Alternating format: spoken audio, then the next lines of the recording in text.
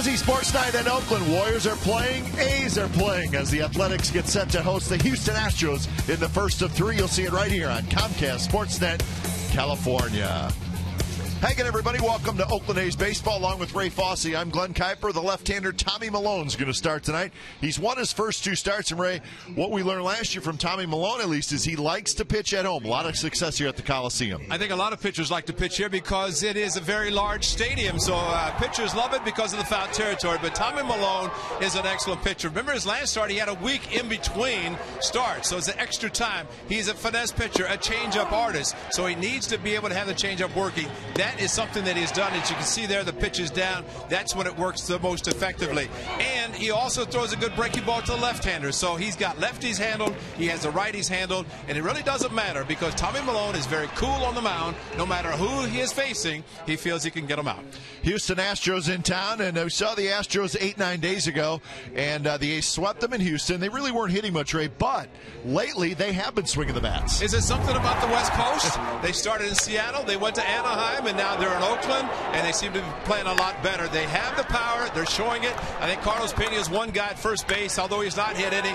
He is going to. Chris Carter, we know for sure, having played with the Athletics, he has the power. He did it on Saturday night in Anaheim, a couple up in Seattle. But I think the Astros under Bo Porter right now, he feels that they are a team that's coming, and right now all he's trying to do is play good baseball, solid baseball, and win as much as possible, but definitely building for the future. And the Astros will send a left-hander, the veteran Eric Bedard. So a battle of left-handers tonight in Game 1 of this series at the Coliseum. Also a special day around Major League Baseball today as we celebrate Jackie Robinson Day.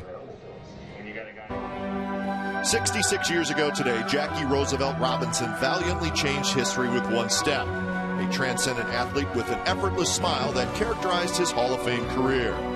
Jackie Robinson's courage and tenacity encouraged the youth of a nation to persevere at any cost. Today, baseball and the Oakland Athletics honor the man whose trademark grace forever altered the course of American sports.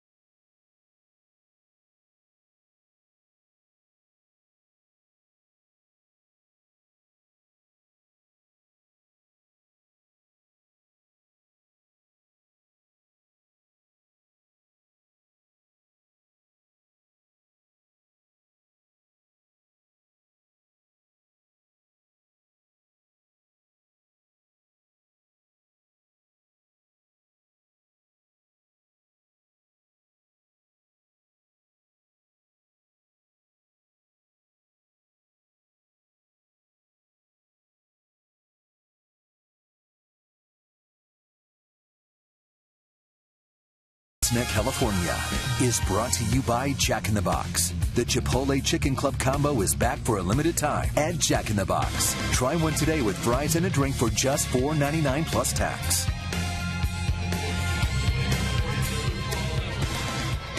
A's and the Astros tonight here at the O.co Coliseum. Tommy Malone will take the mound. A's in the all-whites tonight for game one of the three-game series.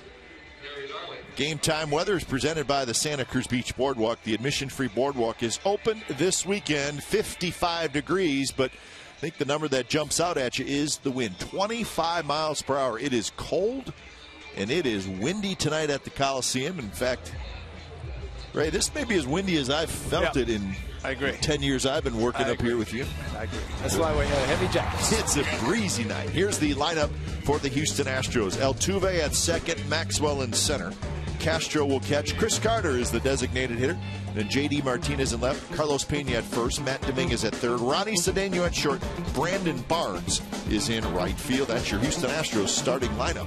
Tommy Malone actually making his first start this season against Houston. However, he pitched against them as a member of the Washington Nationals, so he has a little bit of history there. Maybe not with so many of the players, but Tommy has a tendency to pitch better at the Coliseum. We'll see if that holds true tonight with the wind and everything, but that's going to have an effect on fly balls. And, of course, Tommy Malone, when he's on, can get a lot of ground ball outs. We'll see if he keeps the ball on the ground tonight. So there is the flags whipping around. Really windy all over the Bay Area today, so you should not be surprised that it's very windy tonight here at the Coliseum. Malone kicks, and the first pitch of the ball game is a strike down around the knees to Jose Altuve. First pitch. The A's did a great job against the Astros in Houston, and of course, as we detailed in the open, playing much better on the road, especially on the West Coast, but a team that nobody can ever take lightly. And maybe Seattle did a little bit, got beat a couple of times. The Angels almost lost a couple, ended up winning 2 or 3 against Houston. 0-2 pitch to Altuve is high. Indeed, this is a 9-game trip for Houston, the final stop on that 9 games. Won 2 out of 3 in Seattle, lost 2 out of 3 in Anaheim. Overall, their record is 4-8. I think you said it best, Ray. We were talking about the Astros, and obviously they're a team that's going to lose a lot of games. It's a very tough division they're in. But it may be not who beats them, but who they beat. Because what if one team struggles with the Astros this year? And Altuve swings and misses, and that could cost you big time. So Altuve strikes out, and let's look at the defense for the A's. Michael Taylor gets a start. He's in left, Crisp in center, Young in right. Donaldson, Lowry, Perino, Moss around the infield third to first, with Norris doing the catching.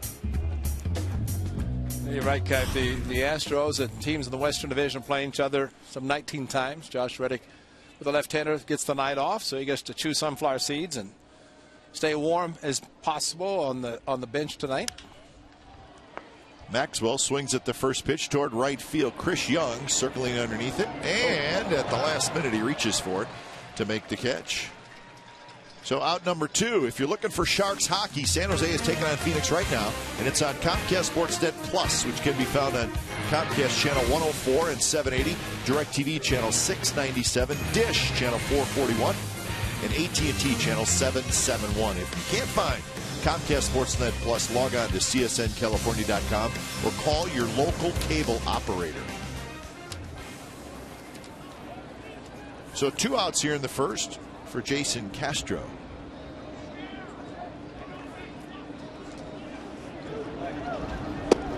So I guess the point we're trying to make is, if you think about the division and you think about the A's and the Rangers and the Angels being 3 teams that most people feel are going to battle it out. Doesn't mean the Mariners won't, but if one of those 3 teams doesn't take advantage completely of playing an Astros team that's going to lose a lot of games, that could cost that team in the end. Is it 19 times the teams play each other? Yep. So 4 times in 19, that's the number of games the Astros will be playing against the other 4 teams in the division. And while I was away for that weekend for daughter Lindsay's wedding. The one thing I heard when I got to Anaheim is that the Astros are struggling. I said, don't ever take it easy on a team that's struggling, because they'll come back and bite you. Because every team, and I've played on teams and played against teams and said, oh, they just feel so bad. He said, never do that, because the Astros will get better. Bo Porter is going to see to it. The general manager will see to it.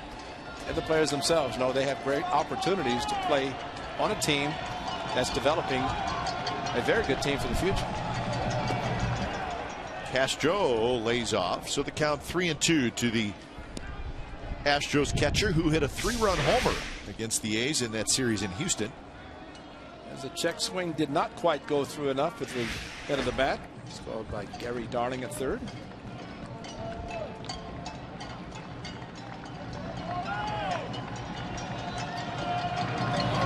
Two pitches hit hard. Nice play by Moss. He picked it. Steps on the bag side, retired. So Brandon Moss, a very nice play to end the top of the first.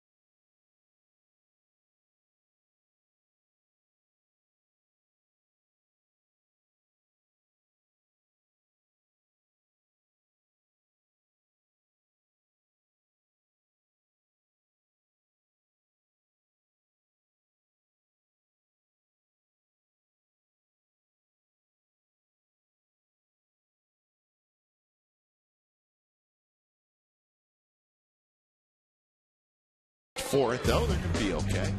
Let's look at the Athletics lineup tonight. Chris Norris, that's Derek Norris hitting in the second spot.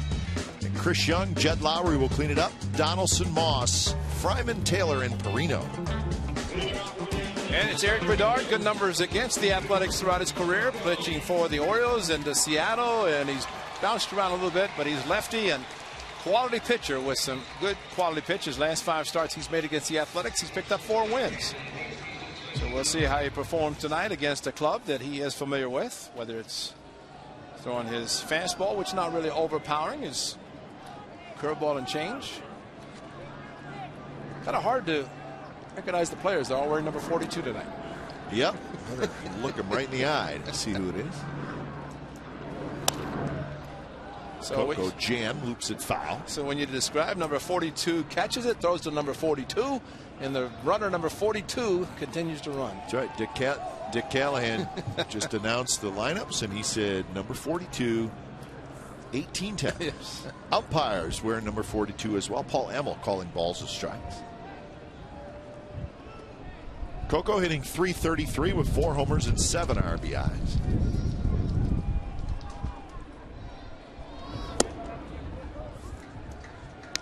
Do you have all your paperwork weighted down tonight? I have my arms in it, and when I have to bring out the rubber band for my scorebook, I know it's windy. I always like to see players, pitchers, whatever, when it's cold, see them without its sleeves. Like Bedard, which is an indication that they can't pitch. In this case, Bedard with sleeves. Some players just get bound up a little bit too tightly, and some guys get ski masks. Right. Bruce Druckman says, forget that. I'm staying warm. 2-1 to Coco Crisp with Norris in the on-deck circle. Fastball popped up foul. And we always talk about how tough the Sun Field is here at the Coliseum. Beautiful afternoon, especially early in the season, left field, left side. Tonight, no sun, but the wind could be just as tough as the sun. And that's why every ball is hit in the air. We should see all players running hard on the bases. You just never know what's going to happen with the swirling winds. You can't look at the flags in the view quarters because they're blowing at each other right now. Right, they really are. They're blowing right at each other. We have learned, do not look at the flags. But I got to believe, Ray, that wind tunnel that comes through that little breezeway in high above left center and high above right center, that could have an effect on the baseball, no doubt about it. Well, that's why we saw yesterday some of the balls that were hit by the A's, and wind knocked them down because they were high fly balls. Line drives hit by the Tigers ended up being home runs. So ideally, keep the ball on the ground or line drives. Missed inside, leadoff walk for Crisp.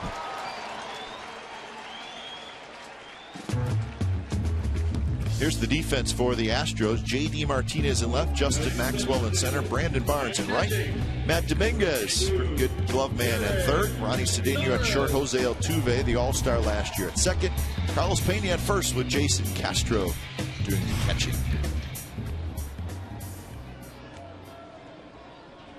So Crisp aboard, and here's Derek Norris hitting in the 2 spot. How about that?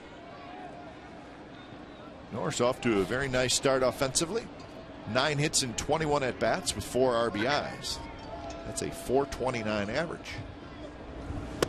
You think, Ray, that it's just simply Bob Melvin saying, I got some guys out of the lineup. Norris is a hot hitter, left-hander on the mound.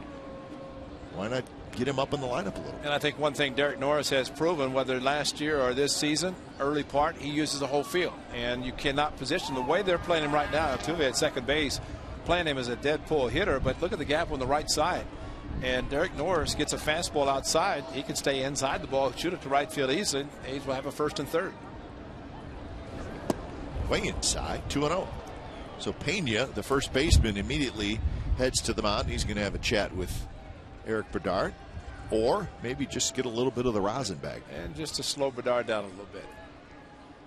I think a lot of times you like to see a first baseman, and sometimes you have a former catcher playing first base, so he goes in to kind of break it up a little bit, save the wear and tear on the catcher always going out. But there are times a pitcher needs to catch a breath. Chris Young waits in the on-deck circle, just underway at a cold and breezy O.co Coliseum.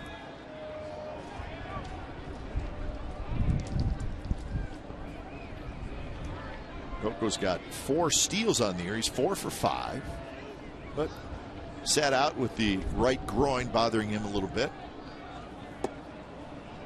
And now it's 3-0. But I think it's great to see Coco Crisp back in the lineup. As you mentioned, after missing the time, of course, his streak of 4 consecutive games in which he had a home run started in the Astros series. He had a good series, as some of the A's players did. And if it was a groin injury, which he doesn't like to talk about injuries, as he said, but always is going to affect the running. The player depends on his legs. So 3-1 to Norris. And I think Coco might be very proud to be wearing number 42 tonight. I bet he is. Happy to be back in the lineup. Jackie Robinson Day, 66 years ago today. Branch Rickey made history in signing Jackie Robinson. What makes it even a little bit more special this year is the movie that is out. Looking forward to seeing that. Have not seen it yet.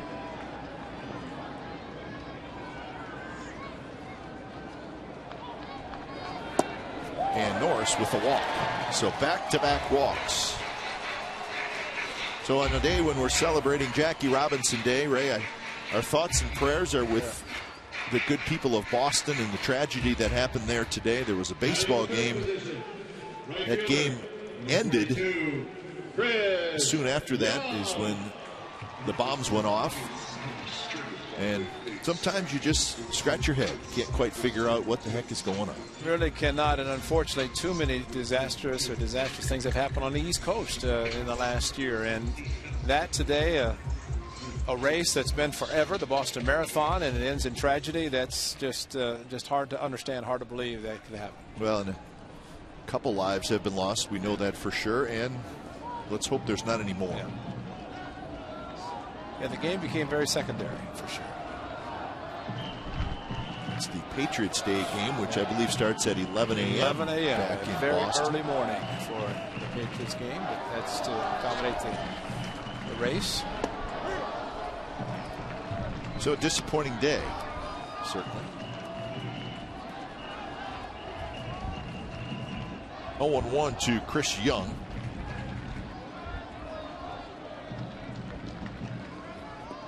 Well, Derek Norris, a huge lead off first because Carlos Pena is playing Chris Young to pull, so Derek Norris can get a huge lead off first. I always like that because it enables the runner at first to do some damage at second in the event a ground ball is hit and the club tries to turn a double play. So Bedard having trouble finding the strike zone in the early going. For Bedard, it's his second start. He made one relief appearance. That was an opening night. He came in and he pitched very well out of the bullpen, and then he made a start after that. Doug Brocail, the pitching coach.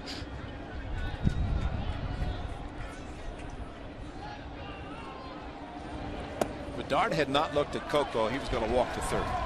He was dancing off second, even though Altuve is shadowing him at second base. But Coco was going as far as he could to see if Bedard was going to look again. If he had not, he would have taken off. And then he takes off again and then goes back and forth, trying to distract the lefty, which tough time so far for Bedard to throw a strike.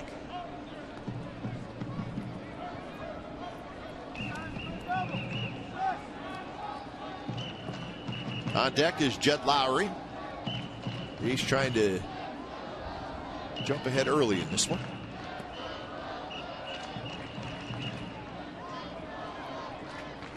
Two and one the count. Young hitting 175 with a couple of home runs. Lays off a high fastball, and now it's 3-1. Had a big one down in Houston, didn't he? Yes, he did, and it was a long one. When you're trying to decide which advertising panel it went off of that are attached to the light tower, that usually means it was a long home run. Right now he has to zone in on a fastball in his location. Not close. Bedard has walked the bases loaded here in the bottom of the first.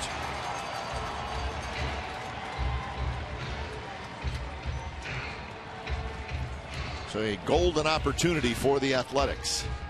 And he really has not been that close with his pitches. And he's a veteran, which not much a pitching coach. Other players are there just mainly just trying to calm him down a little bit. But you know, the thing that Bedard has is an excellent changeup, and that can always work well, but he's not thrown that many so far. It's mostly fastballs that have been missed down and in. Tough at bat when you know a pitcher's having problem throwing strikes. You don't want to be overly anxious. Yeah, you don't want to swing at a ball. Exactly. And you know, you just hope you can zone in knowing he's having a tough time throwing strikes, but you don't want to help him.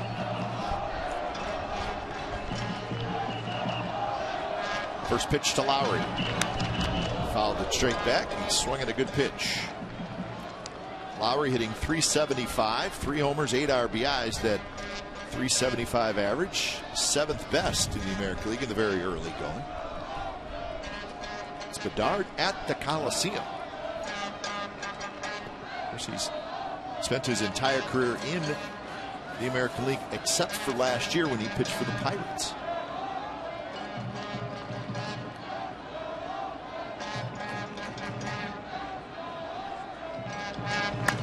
Lowry shoots one high and foul, right field side. And now it's 0-2. He's thrown 2 fastballs to Lowry, both of them right down the plate, both right around the midsection.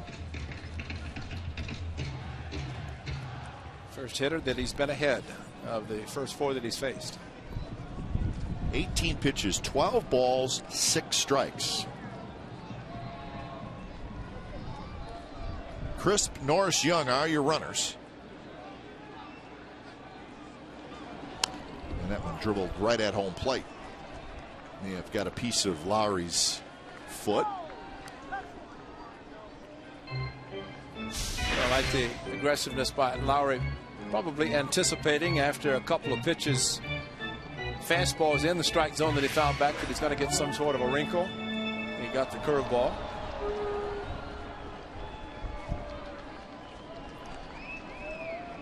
Outfield very shallow.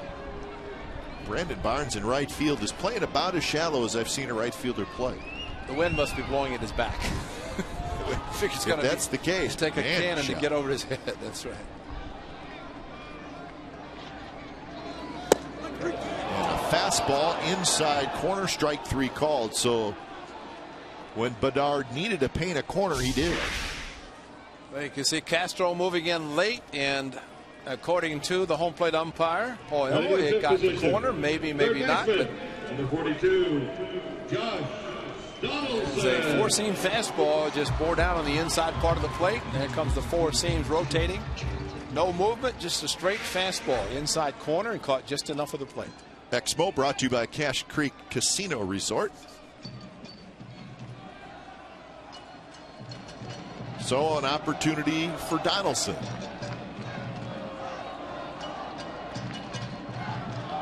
Donaldson's been swinging a hot bat after a little bit of a slow start. 260 the average up to. A couple of home runs and 7 RBIs.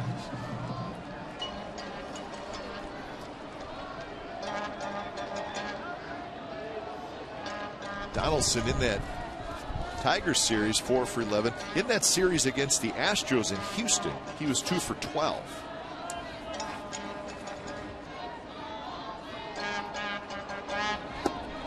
Inside again, and the count is 2-0. Had the big hit with the runner in scoring position, the ground ball base hit to right field. Just reach for it. Yeah. Great at bat. And that's what makes Josh Donaldson so good, using the whole field. And as we saw in the home run down the right field line on Friday night, he also had a double to right center. Just pulled the balls to left field and the seats and off the scoreboard. 2-0 pitch is ripped foul. Coco Crisp has to do his best dance to get out of the way. Game winner on Friday for Donaldson. Fastball running in. Fastball landed in the seats, and his first ever walk-off, and it was a home run.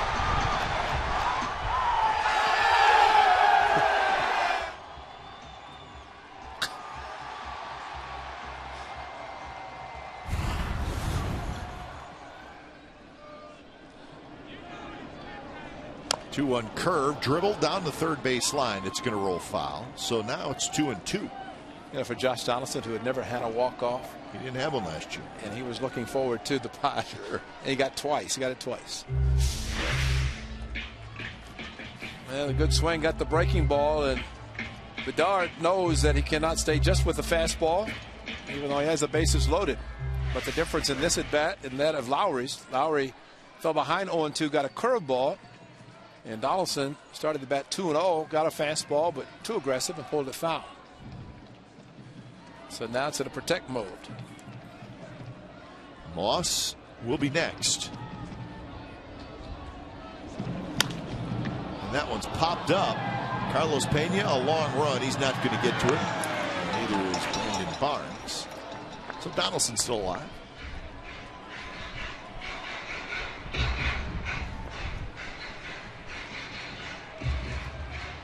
Hoods are up. Scarves are on. And it's not the marine layer tonight. It's just flat out wind.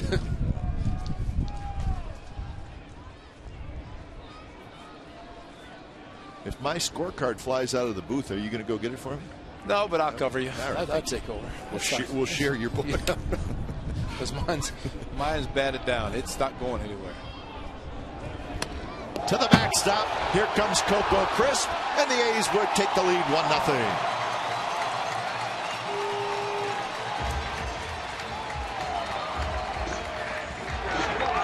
So the wildness by Bedard continues. And the great thing about that wild pitch, it plates a run. Now another base hit. The infield product to come in. No double play in order, but Castro down, the pitch up, and as always, a very difficult play for a catcher to make with a pitch that high. when you're concentrating on a pitch down, and so the infield will play back up the middle, at least at the corners, playing in. Pena even with the grass in the bag at first base. So the count 3-2.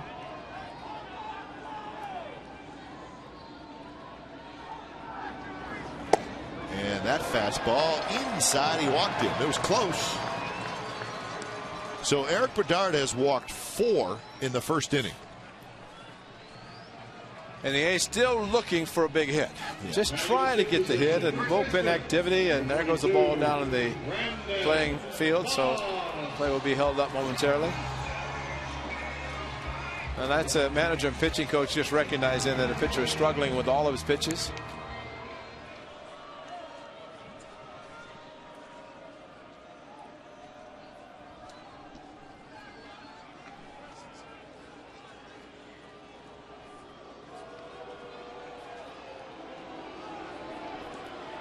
So Brocail's going to come out and see what's up with Erik Bedard, who has thrown 27 pitches, 16 of them balls.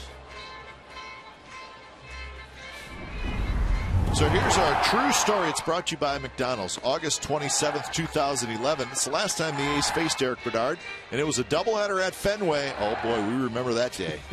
He started Game 2 for the Red Sox when 4 innings struck out 5. It took 11 hours to complete that doubleheader, a whole bunch of rain delays. And remember, we were trying to get the heck out of the way of the hurricane. First pitch in Game 1, Ray, 12:02 p.m. Yep. Last pitch, Game 2, 10:58.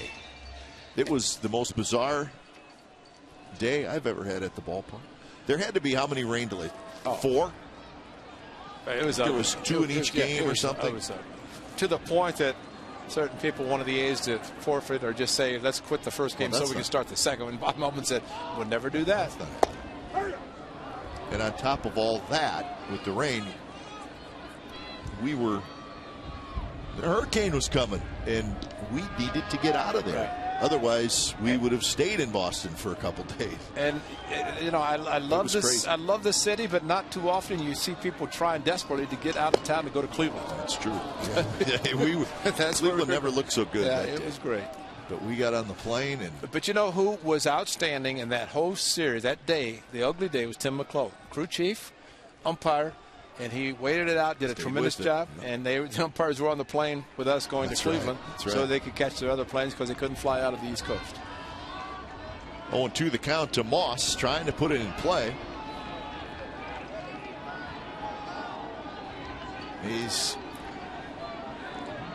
They need more than just the one out of this.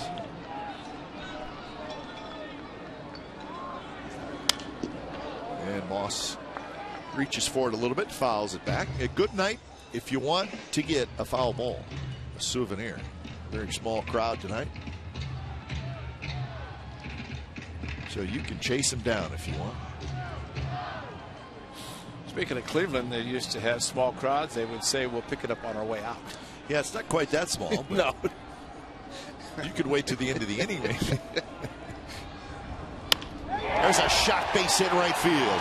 Norris is going to score. They're going to wave home Young. They're going to throw to third, and they may have had a shot at Young, but they threw to third. Doesn't matter. 3-0 Athletics. Moss with a big hit. Well, Brandon Moss did it against C.J. Wilson in Anaheim. The first inning, bases loaded, probably the crusher for the Angels, and C.J. Wilson, who, like Bedard tonight, walked several, but similar pitch. This time, Brandon Moss able to pull the ball to right field, and that's a big sigh of relief for not only the A's, Brandon Moss, everybody, to have the bases loaded. So many walks, looking for a hit, and Brandon Moss comes up with it very, very big at an appropriate time. Cap, I agree with you, and you know, it's just almost Barnes had in his mind that he had no chance to get Young, but instead at least looking, he wasn't going to get the runner going to third in the case of Donaldson. I think he had a better chance at Young at home than he did at Donaldson going to third. Here's Nate Fryman, still just 1 out.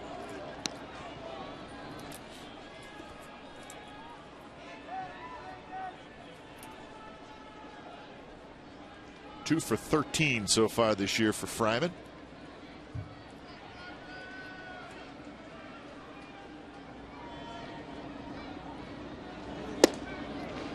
The RBIs for Moss is 11th and 12th. Let's see. What do you think? There's Young.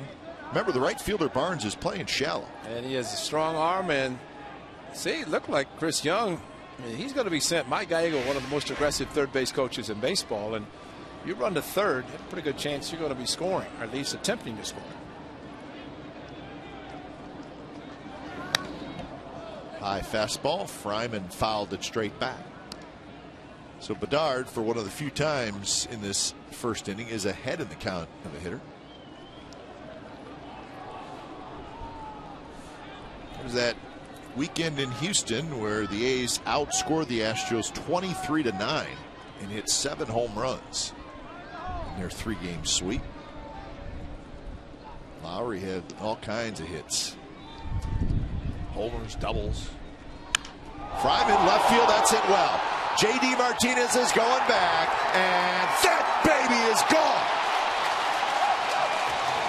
6-0 A's. Fryman with a 3-run homer.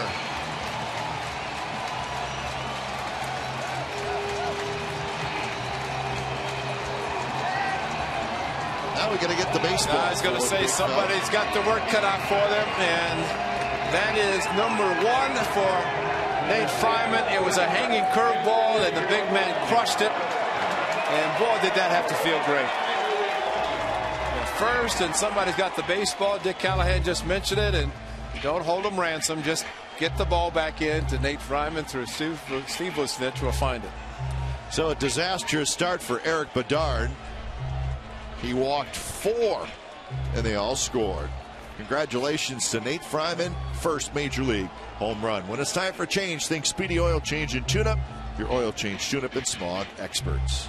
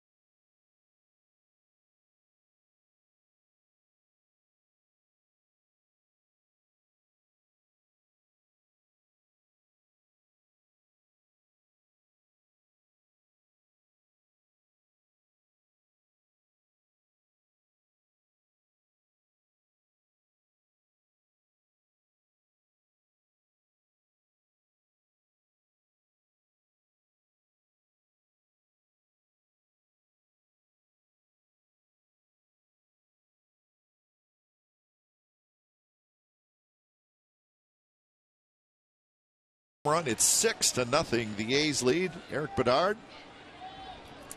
no control tonight, and when he did lay one in there, the A's did damage. He walked 4, they all scored. So to be a right-hander, it's Paul Clemens, rookie. Pretty good fastball, curveball and changeup. His fastball velocity is mid-90s. This is just his second Major League appearance. In his first appearance, he got a win. Right center, Maxwell has it, and that's out number 2. 2 strikes on a hitter. You get a curveball, you just react. Big Nate Fryman got it.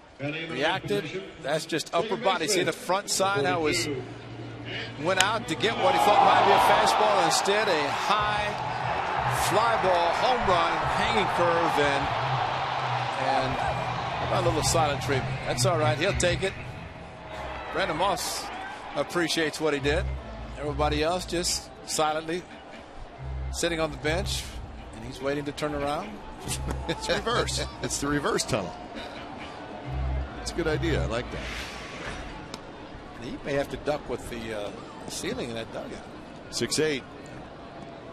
How about between Fryman and Taylor hitting back-to-back? You want to fight? We'll start. We got our guys.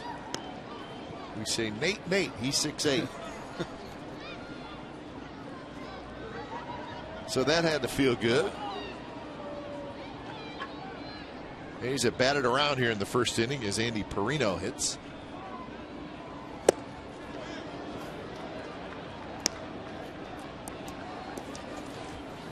But Tommy Milone likes pitching at the Coliseum. He loves it even more when he has a 6-0 lead in the first inning after retiring the Astros 1-2-3. Ninth batter to hit for the Athletics. Perino fouls it straight back, so the count's even at 2-2.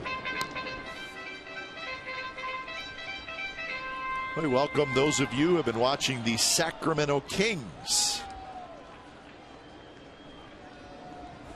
You've missed some action. A's have scored 6 times in the very first inning. 2-2 pitch to Perino. Left side. And into the first row of seats just past the target. People listening said we didn't miss anything. He walked 4. That's true. He just missed a 2-run single and a 3-run home run. Thanks to that man. So the A's can breathe a little easier knowing that they received all the walks and all 4 scored. 3-2 now to Perino, who is 1 for 12 so far this year.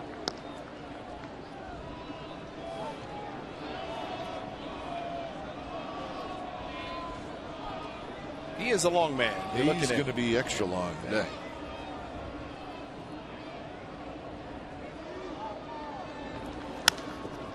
Another foul ball. I guess that would be a manager's nightmare, huh? The starter gets knocked out in the first inning.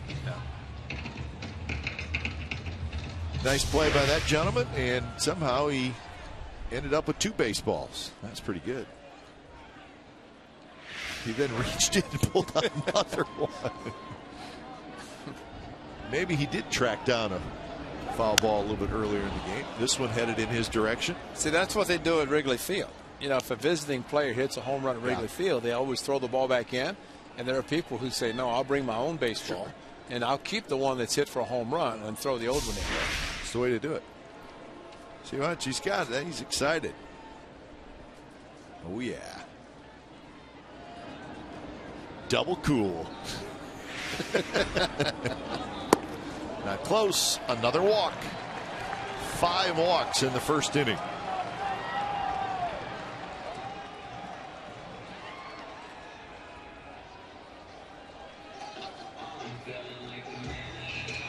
So the 10th man to hit is Coco Crisp. 10th man in this inning.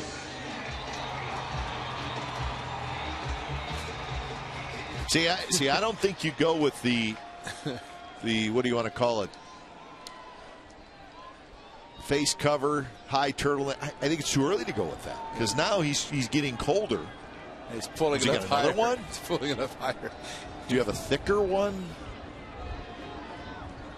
Just covering his entire head.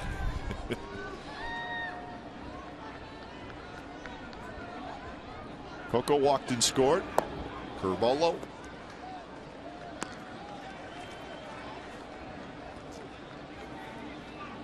Coco scored his 15th run earlier this inning, and coming into tonight, he was 2nd in the American League in runs scored. And with the way the A's have been scoring runs, Coco right in the middle of a lot of those scoring rallies. Carlos Pena to the mound again. That's the 3rd time he's gone to the rosin bag.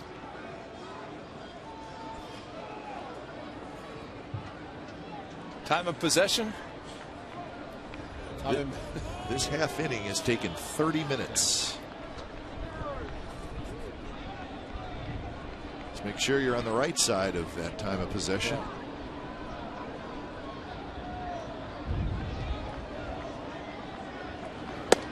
3-0. What's the record for walks in an inning? Saw a record for wild pitches in an inning yesterday in Chicago. A little cold there, though, wasn't it? It's cold here. Probably why Carlos keeps going for the rosin. He has no feeling in his fingers. Trying to get some stickum on it. See guys pulling pine tar rags out of their bag pocket pretty soon.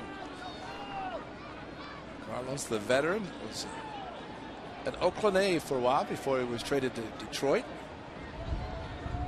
Texas Ranger, acquired by the A's. Yeah, that's what you see, a lot of standing around by infielders and freezing. Coco rips one foul. I guess, what does they say, 55 degrees at game time? It feels a little bit colder than that, very windy, but I guess we shouldn't say a whole lot. Some of the weather that games have been played in the last week or so around Major League Baseball. I don't think anybody's going to feel sorry for us. Nope. I really don't. The only thing the Astros might be saying, this is the West Coast. That's true. Probably pretty nice in Anaheim, as it's usually, even the evenings, drop the temperature a little bit, but it's comfortable. But when you have this kind of a wind, I don't care where you are, wind is probably, players just like wind the most. They take the rain, they take cold, but they don't like the wind because it just blows too much in your face and your eyes. Remember Big Mac, Mark McGwire, had contacts, it was constant squint. Sure. You know, just blowing in his eyes, he couldn't see.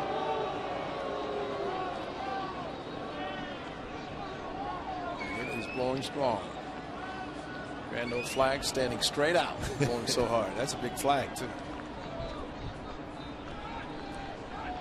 Perino takes off, 3-2 pitch, is driven to right center field, but playable. Maxwell is there. And Maxwell has it, side retired. So 4 walks, a single, and a 3-run homer. That's the action for the A's in the bottom of the first. 6-0 Athletics after 1.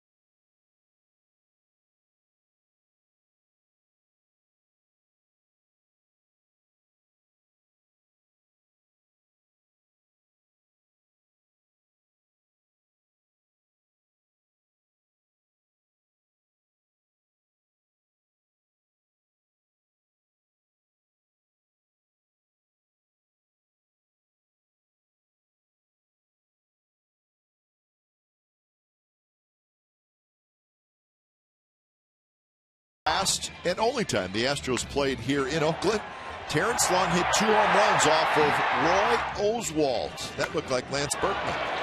A's win the game 5-3. They sweep the series. 2002 is when that happened.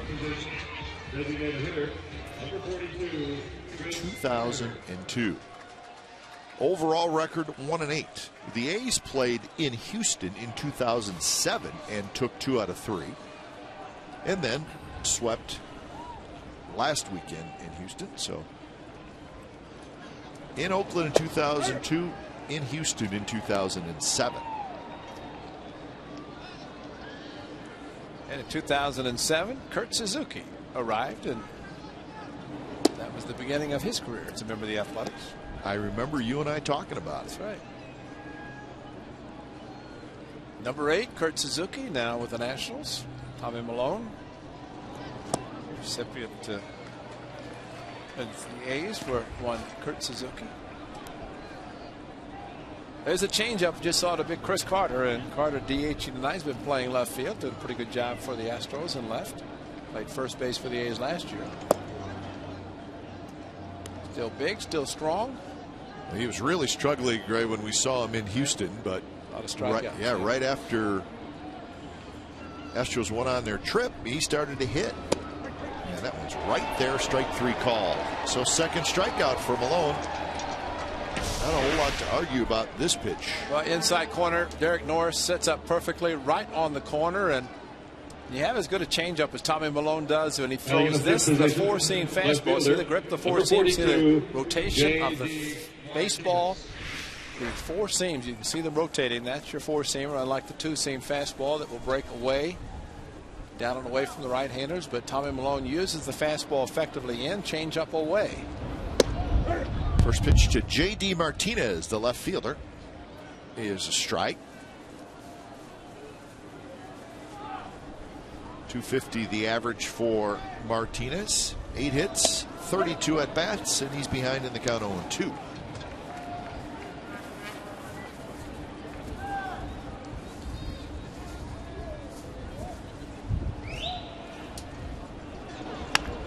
And he cues that one. Moss ranging far to his right, and he throws to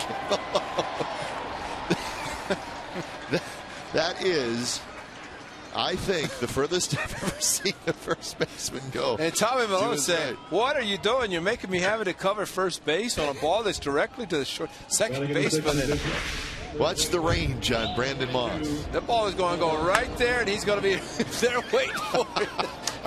And it looked like Perino was going to cover first. I thought maybe Lowry was going to make the play at the shortstop. Look at Perino. He's hustling over just in case he has to cover. Tommy, you know, you're taught as a pitcher, ball hit the right side, you automatically go to first. But it's a little bit. Well, I think we saw last year Derek Barton one time arranged halfway to second base. So 0-1 to Carlos Pena.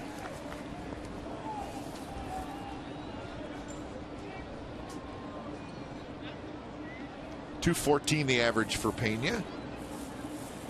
I remember Barton occasionally doing it. I don't think it was quite to that extent, but we laugh because the play was made, and that's the most important. Well, and it's not too laughable because in Texas a couple of years ago when Andrew Bailey was closing for the A's, Elvis Andrus hit a ground ball that should have been handled by the second baseman. Cost the A's a game.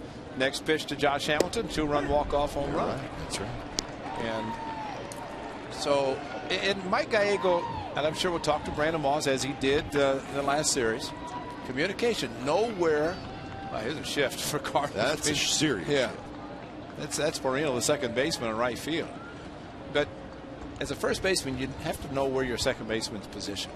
You talk, look, and a ball like that, you definitely do not range that far because it's a harder play for a first baseman and pitcher.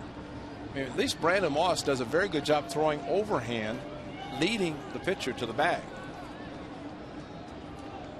But Gags will have a conversation, I'm sure, with Brandon Moss and tell him that Perino is very capable of playing second base and let him handle it. He's a good second baseman. Pena strikes out. He's jawing a little bit with Paul Emmel. Doesn't matter. It's a strikeout, and Milone has 3 Ks so far. 6-0 A's.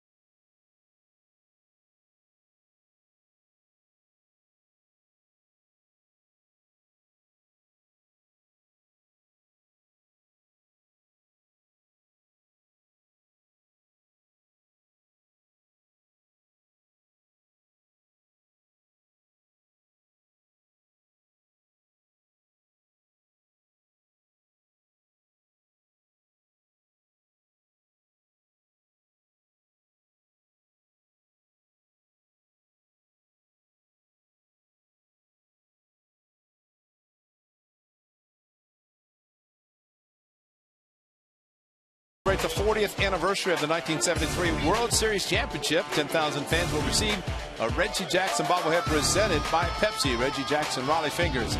The captain, Sal Bando, Joe Rudy, and many members are scheduled to attend along with special pregame ceremonies. For more information and tickets, call 877-493-BALL or visit oaklandathletics.com/tickets. That's a game you want to make sure you see. Of course, the A's are playing great baseball, but get a chance to celebrate something that's really only been done twice. A team that's won 3 consecutive World Championships. Only the Yankees have done that, besides the Athletics. Derek Norris to lead it off. Paul Clemens came on in relief. Eric Bedard, whose ERA took a beating. 6 earned runs in a third of an inning. Good curve by Clemens, 0-2. You know, Cap, when you think of Houston and you hear the name Clemens, yeah, but the fact that it doesn't start with a K, first name, because Roger, all of his sons started with K. That's right, you're right. Because of the K's, the number of strikeouts. Another breaking ball, and Norris just got a piece of it.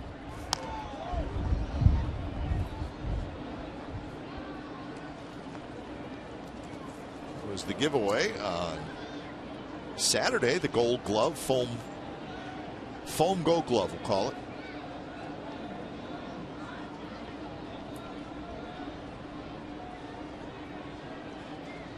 Good curve, and Norris knew it.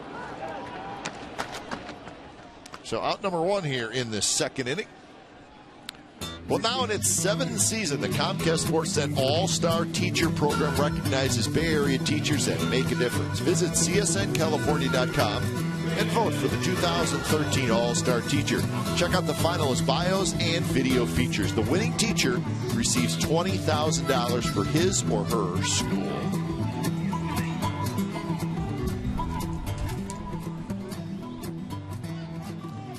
Started to get a little bit chilly down in the dugout.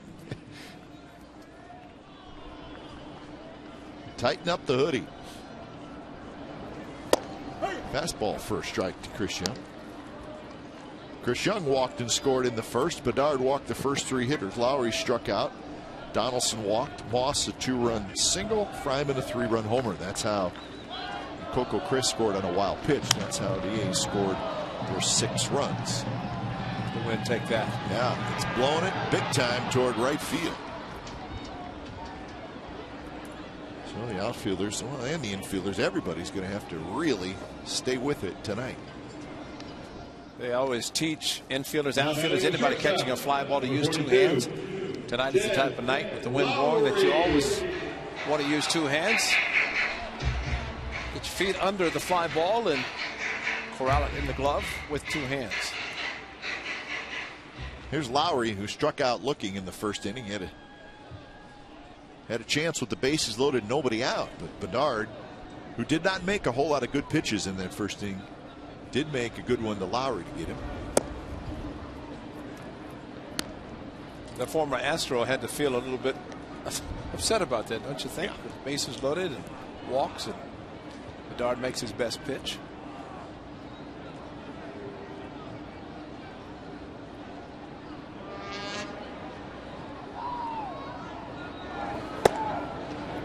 Fastball from Clemens, moving away from Lowry. Didn't have a chance to talk a lot about Eric Bedard, but the big trade, one Adam Jones, ended up in Baltimore on the Seattle Mariners, and that was a huge trade. Bedard going to the Mariners for their pitching to help bolster their pitching staff, but Adam Jones is become an all-star, and he is signed long-term with Buck Showalter and the Orioles.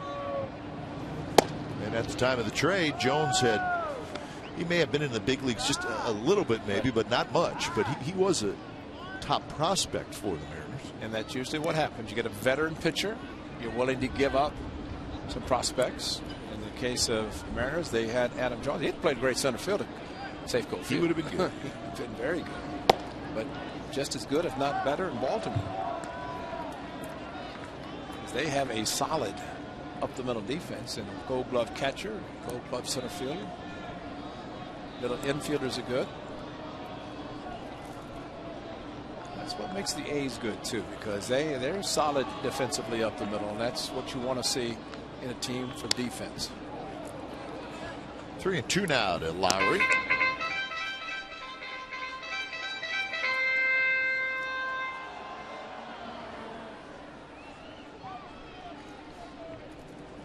Man will be smiling maybe after the 27th out. Yeah. But he's got a big lead, but he knows it's early, and just try to keep adding on and try to play defense and get good solid pitching, which Tommy Milone's retired the first 6.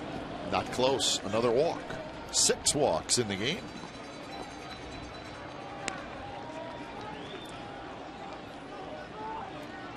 I want those gloves. Whoever that is, I want those. Bring them up here right now. And that fan with those gloves could care less about the scoreboard.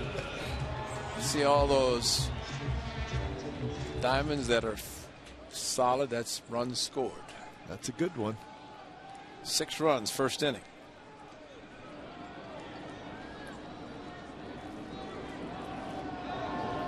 See, that's another thing that makes baseball great. It's not that other sports aren't great. Do you keep scoring basketball? No. Do you keep scoring football? No. Do you keep scoring hockey? Can't pronounce the names. There you go. How can you keep scoring? But you keep scoring a ball game. Oh, yeah. But that gives you something to do in the game, that you can sit in the stands and hang in there, Justin Maxwell. And he does, and he makes the catch. A walk, a runner left. We've played 2 from the Coliseum. 6-0 A's.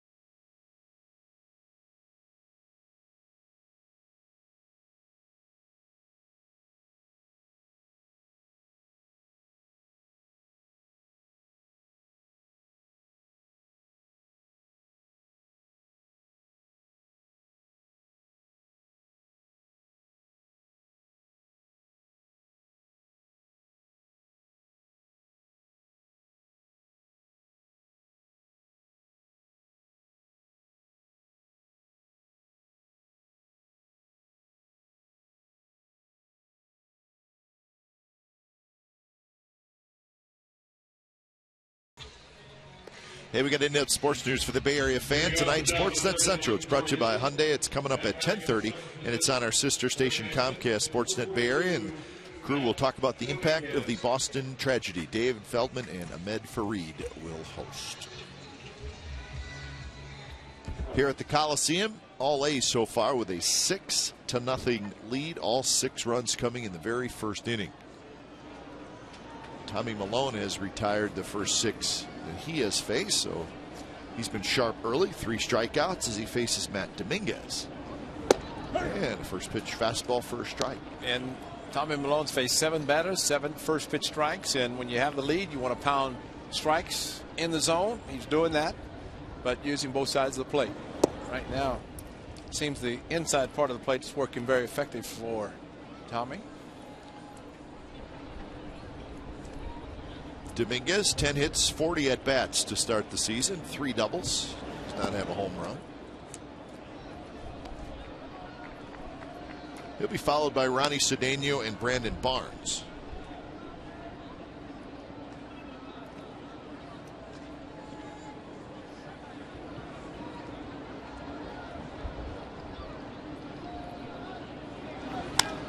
A shot foul. Final just came in from Target Field in Minneapolis. Twins 8, Angels 2. It was a close game till the later innings. The Twins tacked on a bunch late. Kevin Correa got the win, and Joe Blanton took the loss. Tough outing for Big Joe. Yep. Changeup and a good one. That's 4 strikeouts for Tommy Milone. Well, after the 2-1 fastball that was pulled foul by Dominguez, how about this off speed and just got him way out in front, pulled the string beautifully. Tommy, and it just shows the great changeup.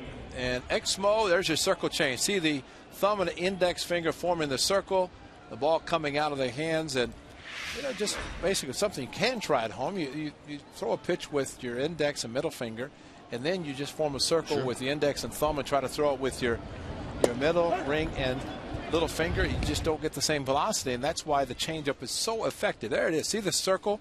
It's that's what they call the circle change right there with the thumb and the index finger. When you throw the ball, just like a fastball, but with 3 fingers, you don't get as much on it. But it looks like a fastball coming out of the pitcher's hand. And that's why you fool so many hitters. Somebody said the more fingers you put on the baseball, the slower the baseball will be as far as miles per hour. That makes perfect sense. And really, they have such a thing as a palm ball. You just put the ball in your hand, and you got 4 fingers in the palm. Yeah, if you can throw it, that's one to try to perfect. That's a 2-seam fastball. Well, actually, that's a different type of changeup. My apologies. That's a weird pitch, but it works. That one's going to drop into center or into right field where Chris Young grabs it. So Ronnie Cedeno has the first hit for the Astros. It's funny that Delaire says that's what Tommy Milone calls his changeup, but that does not look like the type of changeup that he's throwing tonight as far as the circle change. There's a good changeup, but he left it up, and that's the difference. The one to Cedeno and the one to Dominguez that was down almost in the dirt. But when you leave the pitch up, a hitter can be fooled and still have enough back with a swing. So here's Brandon Barnes hitting in the 9th spot. Cedeno not going anywhere. He's got a short lead. First pitch swinging. Right field line. Young in fair territory makes the catch. So Barnes goes after the first pitch. Fly ball to right. 2 outs.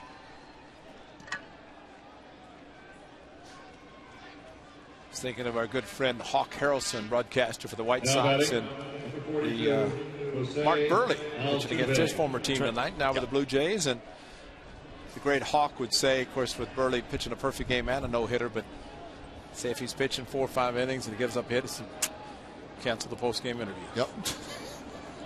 Well, they may have interviewed Burley tonight. He got the win for the Blue Jays. Yeah.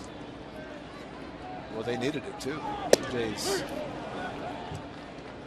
need to get their starting pitching going. Toronto 4, White Sox 3. Burley the winner, Floyd the loser.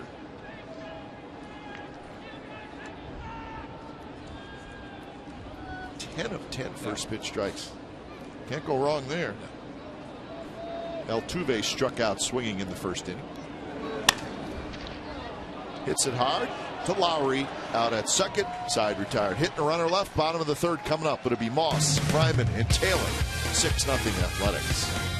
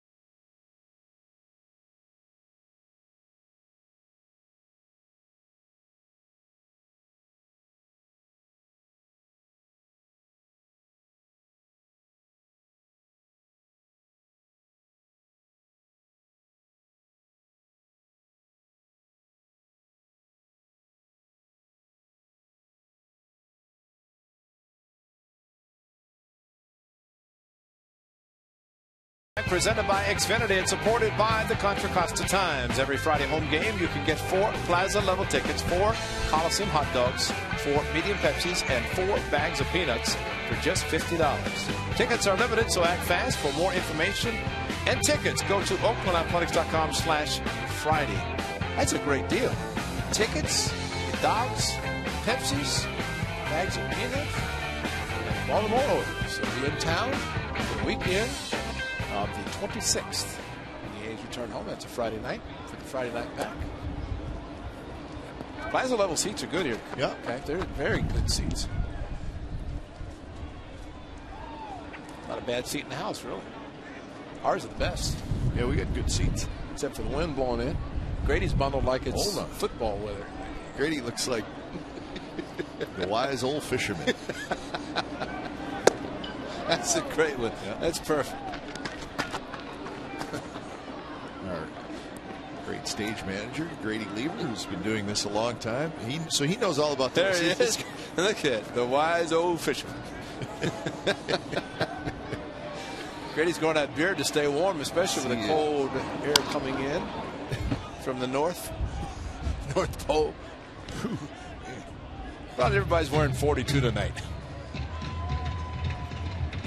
It's about the temperature right now, I think. That's right. It's supposed to get the low 40s. You're right. And the wind chill. Actually, it's warmer in Detroit tonight than it is here. That's not right. 1-2 to Moss, who had a 2-run single in the first inning. Big curve, and he just got a piece of it.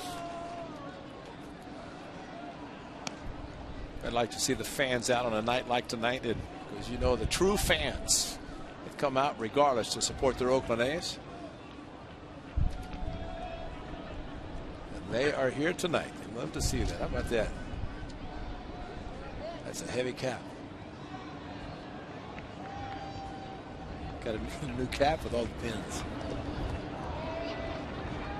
2-2 the count. Paul Clemens, inning and a third, make that an inning and 2/3 of work so far. Well, Bo and Broquel could say, just give us some innings and take the day off tomorrow, or maybe even Wednesday. Pitch enough. Average of pitching coaches in a game like this, when 6 runs are scored against the pitcher in the first inning, just hope to get innings out of a long man so he can save the bullpen. Good pitch there. Fastball on the inside corner. So that'll bring up Nate Fryman, who hit his first major league home run in the first inning, and it was a 3-run shot. Hanging curveball, and as hard as the wind is blowing, he hit it right through the wind, and 6'8" when he goes through the tunnel, he's got to really duck. But I would hope by now Steve Vucinich, the A's clubhouse manager, the historian, will have retrieved the baseball, and that fan, you know, it's embarrassing when you hit your first major league home run and you get the baseball, and the person who gets the baseball and returns it says, can you get me say Josh Reddick's autograph or AJ Griffin? You mean you don't want mine? Says, here's the baseball. That's fine. I want somebody else's. That's not good. Maxwell racing in, and Maxwell has a busy night for the Astros center fielder. He's hanging in there. So 2 outs here in the bottom of the third. Actually, it's a night where you may want to be running around a little bit. Yeah. Left fielder, number 42. That's why the first inning was so tough on everybody for the Astros, because they're standing around with all the walks.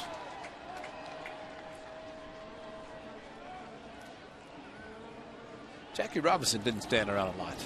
No, he would have been on the move. He was always on the move. So we got to see the movie, though. Yeah. I want to see the movie. You know, It's supposed to be very good. Yeah. It'll be fun to watch. I was reading some of the stories about it. Evidently, Matt Kemp of the Dodgers got a bunch of the people, executives, and spring training. They went to theater, and everybody in the group watched. And Don Mattingly said it was great to see it on the big screen. Yeah. You know, you kind of really shows and emphasizes everything. But evidently, there was a big group of players, the personnel from the Dodgers that went. They're having a big. They had prior to tonight's game in Los Angeles, a big ceremony. Yep. Look at the pitcher. And it ends up dropping in between 3 players, and quite frankly, the best effort was made by the pitcher, Paul Clemens. He came running over, but then he didn't really make an effort to catch it. And he overran it a little bit, the wind blowing, and great job of hustling because the catcher, Castro, didn't see it. And then somebody must have yelled. Carlos Pena, the veteran first baseman, came down, but he said, "You're going to run that hard, I'm going to let you catch it." He just backed off. So somebody must have yelled something down at diamond level. They might have said, "I got it, I got it." And there are times that a player will hear that and back off, as Clemens did. Must have heard something because he hustled to get there. So Taylor gets a second chance, rips one toward right center. What a catch by Justin Maxwell. Sensational play by the Astros center fielder. Wow. And I think that was a matter of the wind taking it, but he figured he's loose, let it all go out, and he did with a great catch.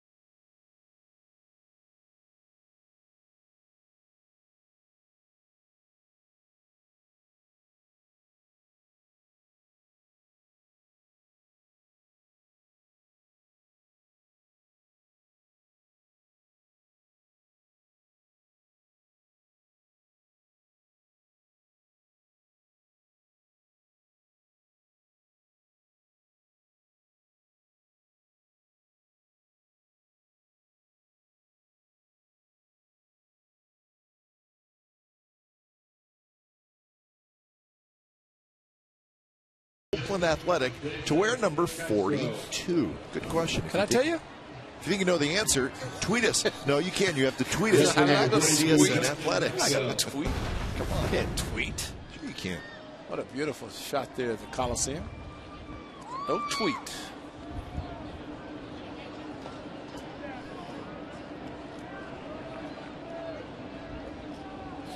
So Justin Maxwell, who's had a very busy night in center field, hits one towards center field. So Coco, he's under and he's got it. Out number 1, and let's check in with the Sharks. Scott Reese is standing by in the studio. Scott, what do you got?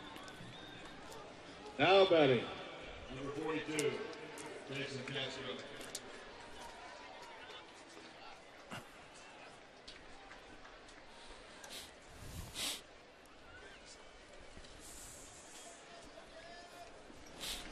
All right, thanks, Scott. So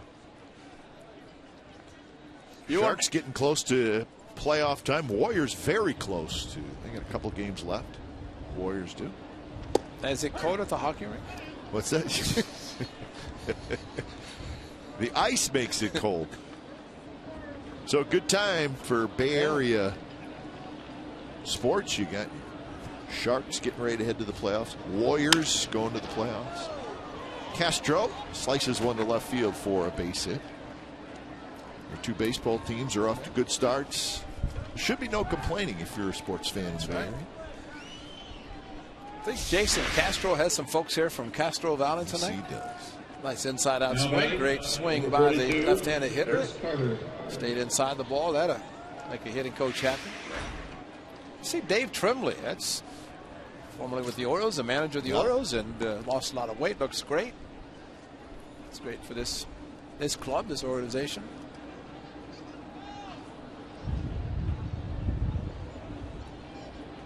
First pitch to Carter, just a touch low. First batter that does not have a first pitch strike. See who their bullpen coach is?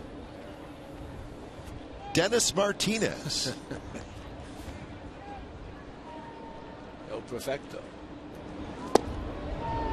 He was throwing BP in Houston. I was like, that's pretty cool. Dennis Martinez. That's right. Bud Norris, Novato. Brett Wallace, Marin City. Chris Carter, Jason Castro. So Bud Norris's family from Novato came down. They were down on the field, his mother and father. And Mr. Norris said it's all very nice to come to the Coliseum instead of having to go all the way to Houston. I would say, yeah. Wallace was with the A's for what, 10 minutes? It's not too long. Good left-handed hitter.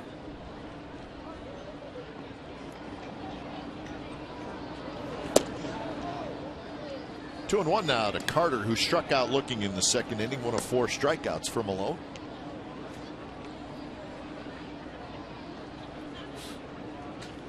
Carter DHing tonight, but playing a lot of left field.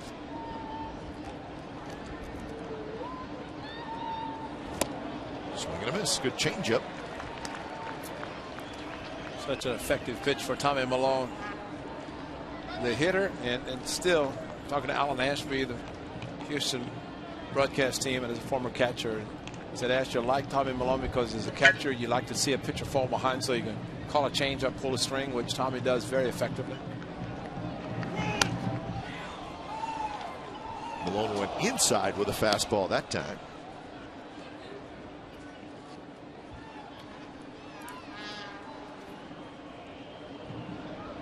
Good look at Jason Castro, college at Stanford.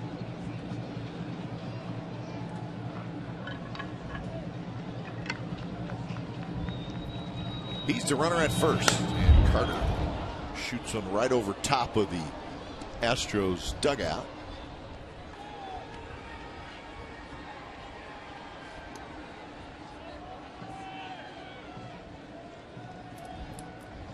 So pitch number 47 coming up for Tommy Malone, looking for his 3rd win of the year.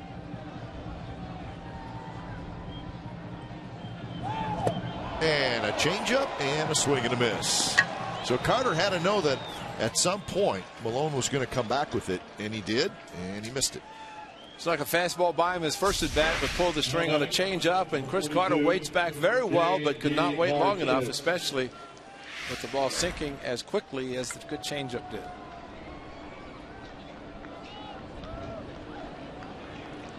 Two outs for J.D. Martinez.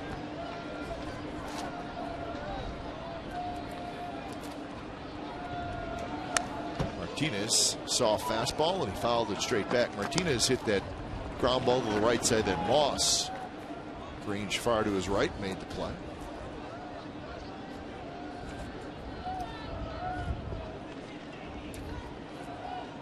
Just a couple of hits in the game for the Astros so far. Single by Cedeno in the 3rd, and the Castro single here in the 4th. Good pitch, fastball down around the knees, 0-2. Tommy Malone makes it very easy for the home plate umpire, Paul. You get an umpire who sees his pitcher throwing strikes consistently, working both sides of the plate. Catfish Hunter used to pitch. The umpire would say, this is going to be a fun night. 1 hour and 30 minutes. And throw strikes. Umpire knew it. Not afraid to call. It's amazing how some guys can make it look so easy, and some guys can make it look so hard. Yeah.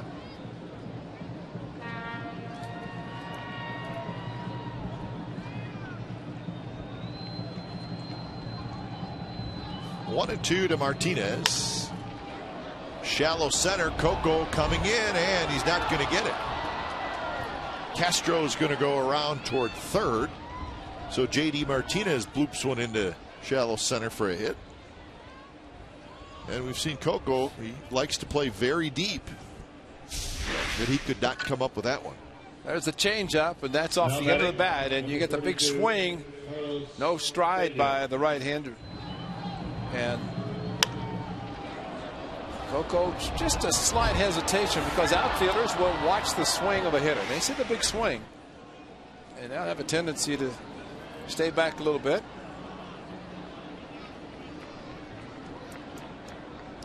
So here's Carlos Pena. He does have the great home run power, so you got to be careful here. You don't want to allow the Astros to sneak back in the game.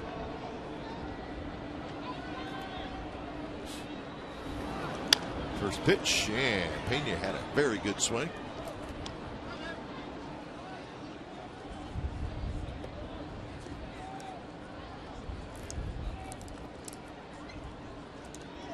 Pena, very slow start.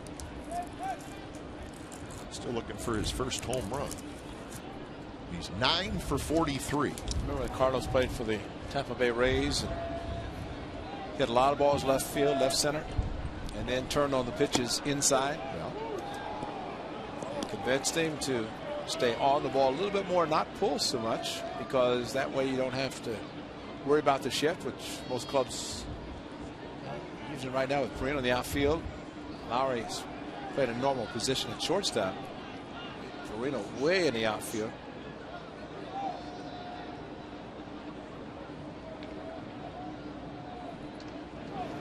Remember, Pena went back to Tampa Bay last year. He had the 4 seasons in Tampa, and then 1 year with the Cubs, and then back to the Rays last year. But he hit just 197, 19 home runs. Or Hindu's number 42. That's right.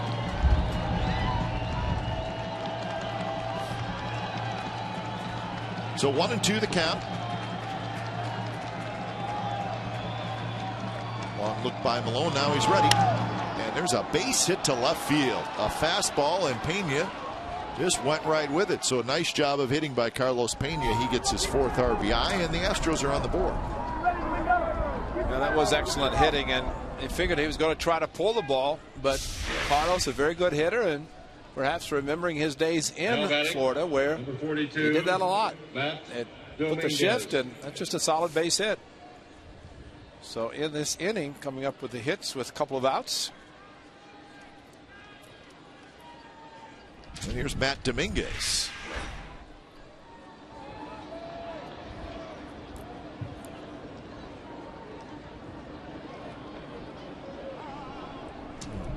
Malone's going to step off. He was breezing along, facing just 1 over the minimum through 3 innings, but the 3 hits and a run here in the top of the 4th.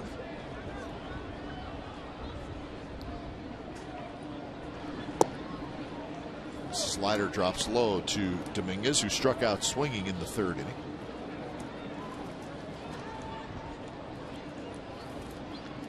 Well, pitcher, unless he is near perfect, which there are pitchers that do it, but you start to struggle a bit. You try to minimize a big inning. In this case, 3 hits in the inning, including a 2-out RBI single. Right field, foul territory, and it'll bounce right near the Astros bullpen. So the runners will head back. With the great Dave Stewart, so many great outings, especially in the month of April. Stu would get into trouble, and a lot of times he might give up a hit or a walk or something, but he never really let an inning get out of hand. Try to keep it as minimal as possible. Well, a crooked number usually ruins you as a pitcher.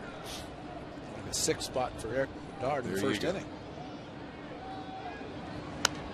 Fouled straight back.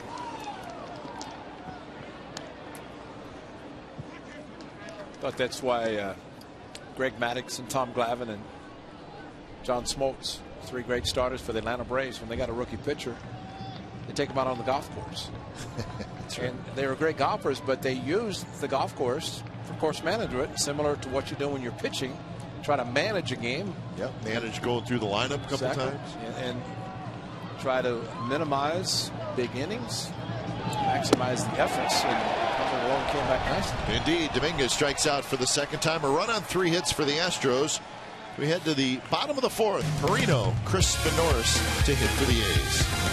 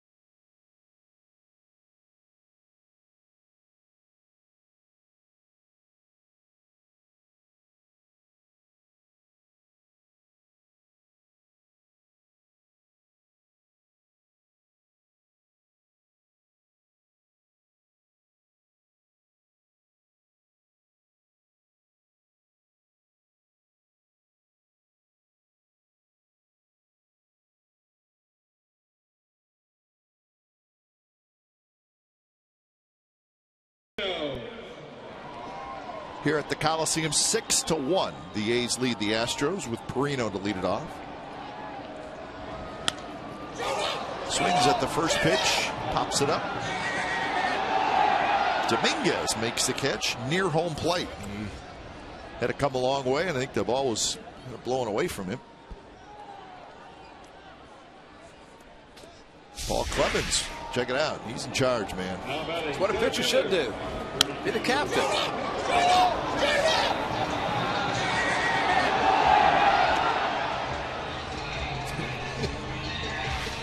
I like when the guys point. They know it's up there. It's up there somewhere. Clemens is all over the place. He's so aggressive that everybody thinks he's going to catch balls that he doesn't catch. But you'd like to see the aggressiveness and pitchers taking charge. Well, I'd rather have him do that than just stand there. That's right.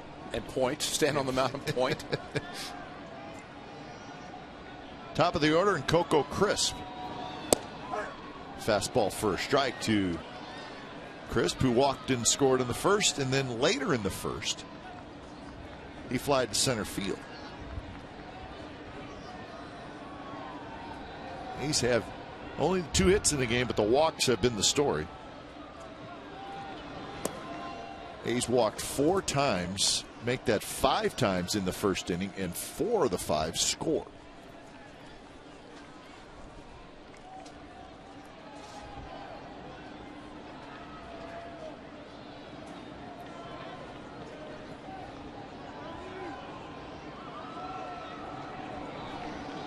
"46 pitches out of the bullpen for Paul Clemens.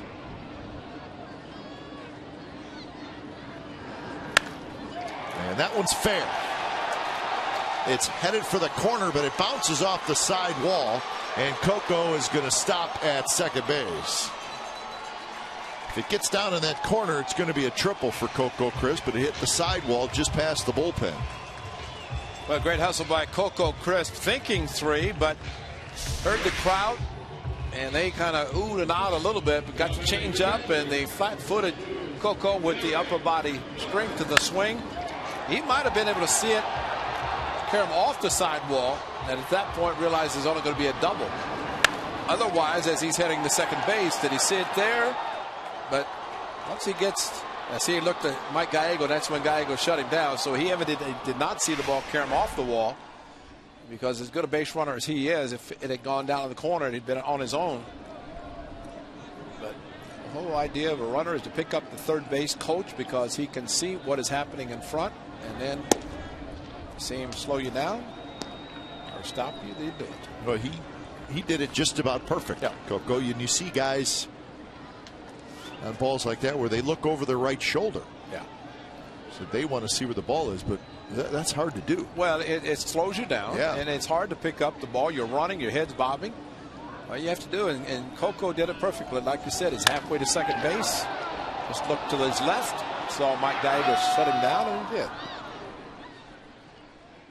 2 outs here in the bottom of the fourth. During every home game this season, the A's are selling authentic game-used memorabilia behind Section 121 at the Coliseum. Items include game-used jerseys, helmets, bats, bases, lineup cards, and more. All items are authenticated under the MLB Authentication Program. A portion of the proceeds will benefit the Oakland A's Community Fund. Greg Farrell, very involved in that. Steve Vucinich, the A's clubhouse equipment manager. The items of broken bats and different items, and they put them up for auction, so it's always a good sign, good sight to see. Plus, you go to behind 121, you could stay warm tonight.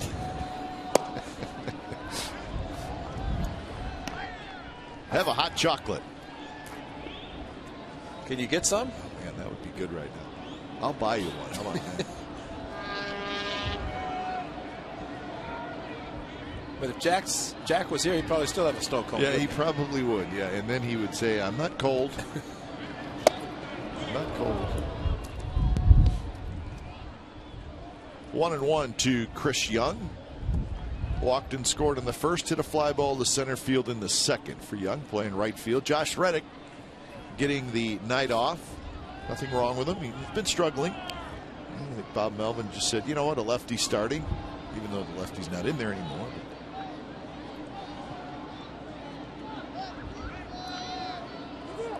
Coco dancing around.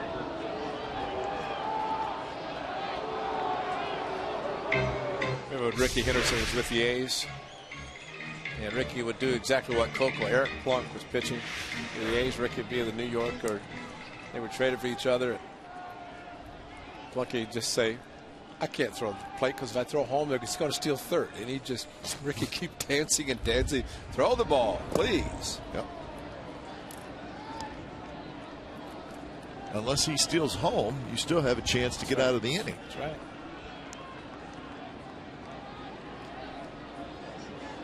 He stole home a couple times. He did.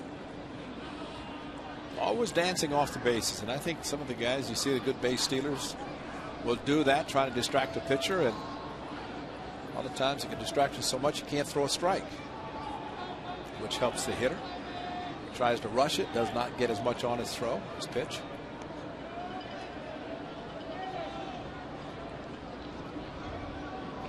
Altuve trying to hold Coco close.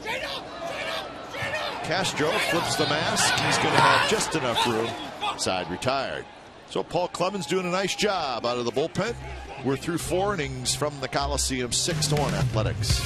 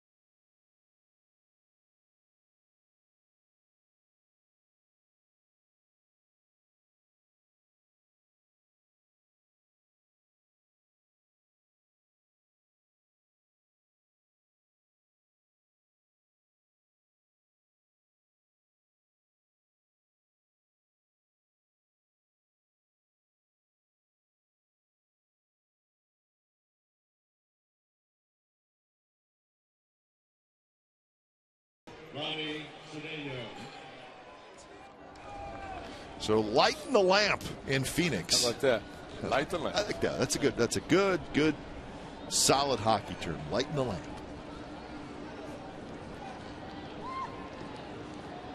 Top of the 5th inning, and Ronnie Cedeno to lead it off. Malone drops a strike. Astros got a run last inning on 3 hits. It was an RBI single by Carlos Pena.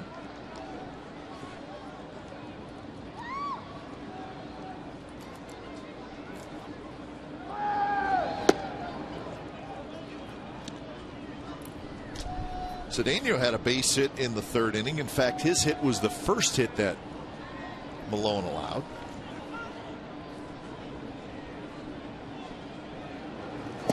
Changeup and a dandy, 1-2. Tommy Malone is so good. He has a good curveball. But as good as he is, he can throw 2 pitches, fastball, changeup. No question. And you can say, well, it's 50-50, but that 50-50 doesn't work out that well, especially when the changeup looks exactly like his fastball. Come back. Skied into foul territory. Donaldson will watch it drop into the dugout. Normally a ball like that will come back to where it's playable, but the wind might have taken it. But A.J. Griffin's long hair is tucked underneath the sock hat. Walt Horn's got a sock hat on to cover You know his what? ears. When Walt has one on, you know it's cold. It's Walt. Come on, Walt. What are you doing? Look like you're cold. He's a good man, Walt Very Horn. good man. Exactly. Another pop-up. This one will be playable as Moss has it. So 1 away here in the top of the 5th, and that gets us to our AT&T trivia answer. Who was the last Oakland Athletic to wear number 42? The crafty left-hander out of the bullpen, Buddy Groom. Yep. Changed to number 24 after number 42 was retired in 1997. So the gentleman in the stands with 42, probably Dave Henderson's, because Dave Henderson wore 42 when he was with the A's in the late 80s. Mariano Rivera, the last to wear it, still able to wear it. Robinson Cano wears 24, 42 reverse because he was named after Jackie Robinson. Swing and a miss on the changeup. Brandon Barnes. Just think if Jackie Robinson made half of what Robinson Cano is going to be paid with his next contract. Wow. Deservedly. He is a great second baseman. And right now, with the Yankees banged up a little bit, he is their star. I'm guessing that he stays there. I think so. Changed agencies, too. I don't know anything more than anybody else does. I just think he'll end up staying. Well, it's rightfully so. I mean, Yankees will do everything to keep him. They should, and he should stay because he is a Yankee. I mean, you could say he played alongside Derek Jeter, the captain, who will be a Yankee his whole career. I think any time a player, and I think talking yesterday, you mentioned some of the players that signed long-term contracts. Justin Verlander. And, of course, King Felix Hernandez with Seattle, a couple of pitchers. It's important for a player to be able to stay in one uniform his entire career. So when he goes to the Hall of Fame, there's no question about what hat he's going to wear. The team that he's only been with. And Tony Gwynn, Cal Ripken Jr., George Brett, a couple of 3 guys stand out lately. That Barry Larkin, I guess. Also, Ron Santo. He not done for about a year. That's right. Malone grabs it, and that's out number 2. So as we celebrate Jackie Robinson Day, well, you could do a long list of the accomplishments of Jackie Robinson statistically. So he played 10 years in the big leagues. Got up in 47. That's when he was Rookie of the Year, MVP in 49. Dodgers finally won a World Series in 55. Remember, they waited a long time. Beat the Brooklyn Dodgers. They came out west for the 58 season. Hit well toward right center by Jose Altuve, but Coco Crisp has it, and that's a 3-up, 3-down inning for Tommy Milone. Hope you're having a good Jackie Robinson day. It's 6-1 A's over the Astros.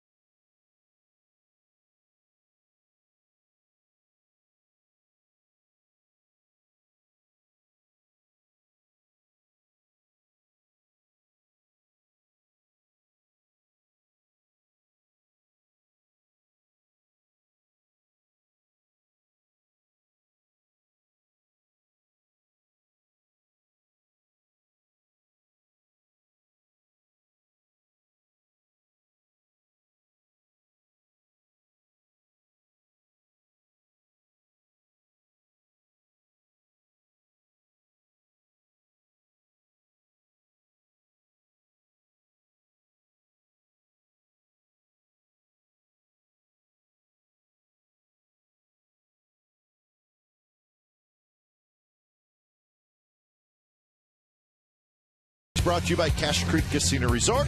Cache Creek is giving away 16 cars guaranteed. Visit cachecreek.com for information. Bottom of the 5th inning from the Coliseum. It's the A's 6. It's the Astros 1. All 6 runs coming in the first inning. So we got a new portrait out on the That's good art. right field wall. It's Cespedes. How about, I mean, look at this guy, man. Josh Reddick. And Coco with the fro. We'll see that later when he lets the hair out. But that's Josh Reddick. That's a good one. I want to see Glenn Kuiper on the wall out there. I'm sure they're dying to draw that. Actually, I said right field. It's out in left field.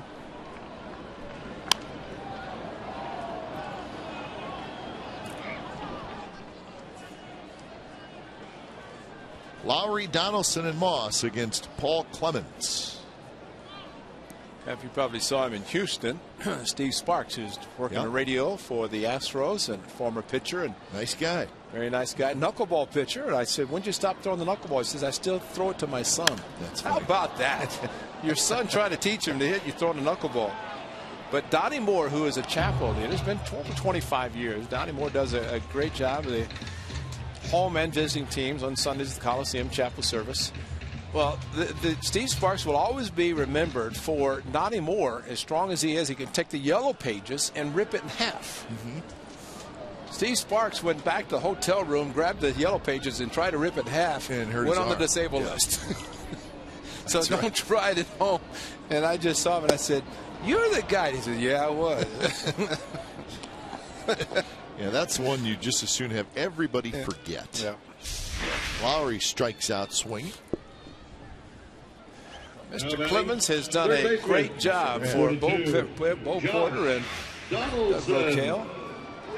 Now 4 innings of work straight up. He's got 3 strikeouts. He's allowed just 1 hit. And he's thrown just 21 pitches more than the starter, Eric Bedard, did in 1/3 of an inning. He's got a good chance to be the Astros MVP tonight. Well, it's not only is he eating innings, but he's given up nothing. Yep.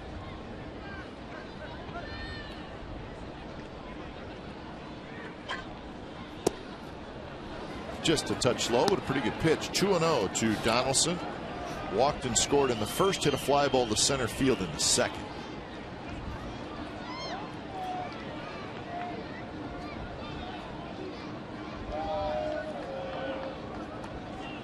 after a slow start. Donaldson starting to swing the bat much better.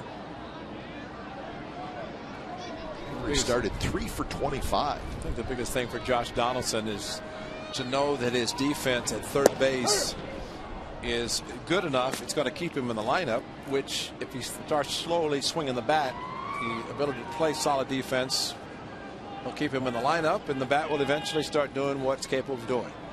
Smart hitter, strong hitter, uses the whole field. They're playing him straight up pretty much, except in center field. That one hit near the bag at second, and Cedeno throws out Donaldson.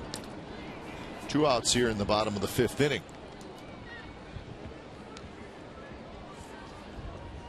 As we mentioned earlier, the Twins beat the Angels tonight 8-2. So the Angels are now 4-9 on the year.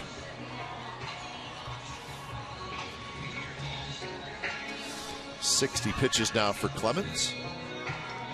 And Ray, you mentioned Joe Blanton tonight. He gave up 9 hits and 4 earned runs in 4 2/3 innings. So he is 0-3. So Joe, and he did not look good against the A's. Just did not have his best stuff.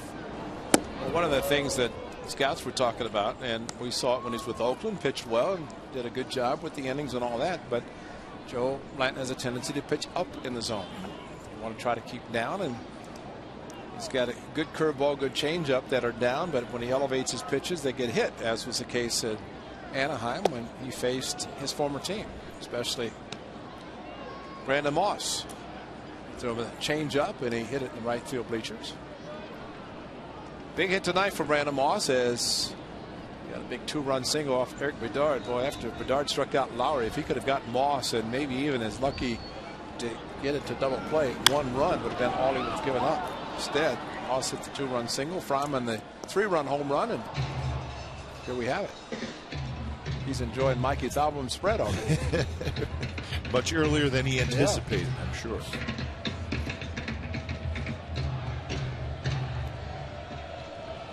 So 1-2 to Moss. Picked up RBIs 11 and 12 with that 2-run single in the first.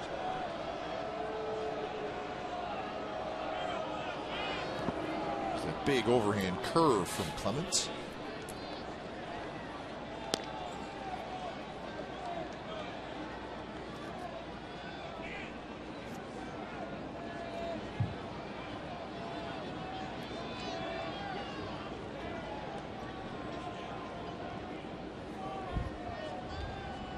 Young ladies enjoying the ball game tonight.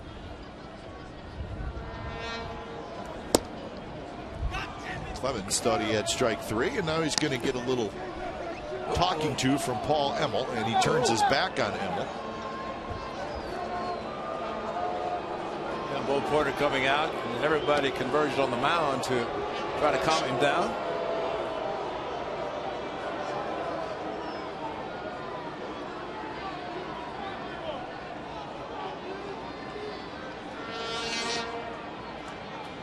Clemens thought he had strike 3 called on a pitch. Well, it's one thing to hit at the dugout, but once it's called the ball, you just go back to the mound. You don't say anything, and Bo Porter may be waiting for Paul Emmel to come out. Sure. I think as long as he's been out there, he knew eventually Emmel would come out.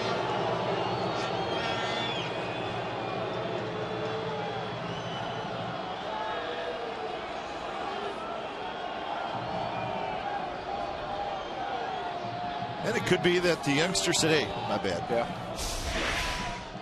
Well, this was just off the plate, and well, it's a good call. Tommy Cam showing the ball off the plate, and this is Clemens finishing, heading, and then saying something.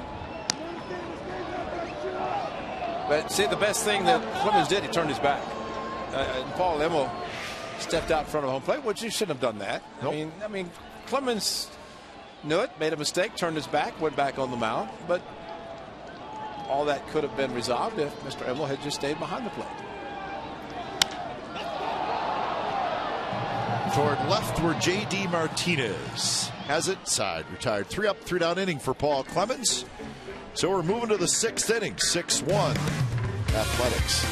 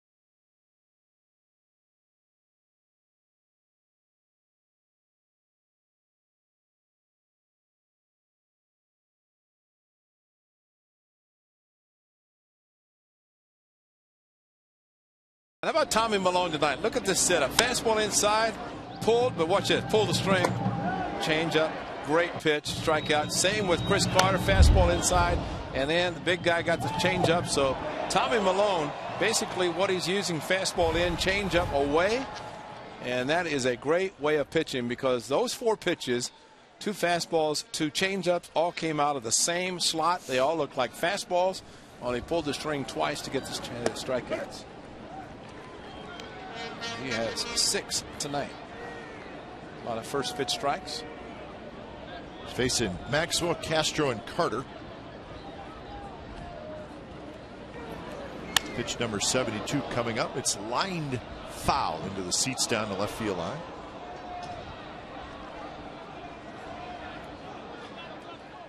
No walks, 6 strikeouts, 4 hits, 3 of those 4 coming in the 4th inning.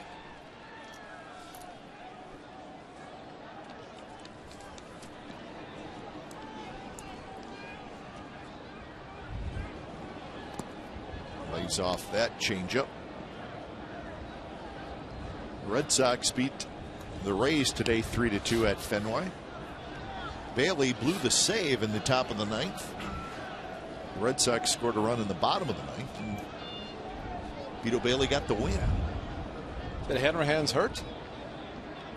Something happened. Yeah. Maybe an injury that he had last year. You're right. He was a closer, but had a blown save just recently. A blown save and a loss.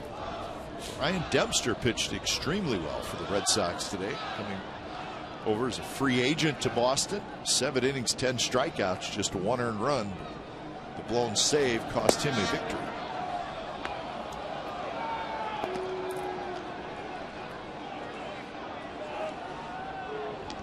Three and 2 on a close pitch. Called the ball by Paul Emmel.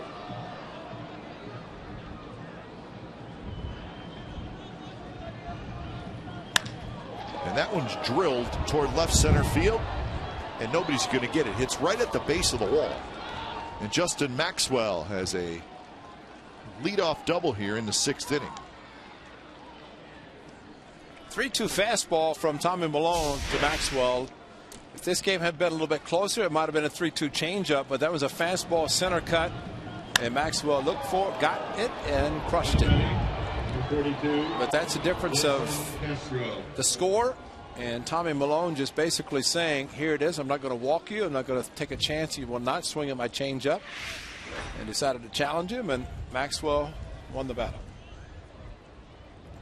Something that I'm sure Tommy Milone will remember for future. Here's Castro. He's got 1 of the 5 hits, and he has scored the only run for Houston.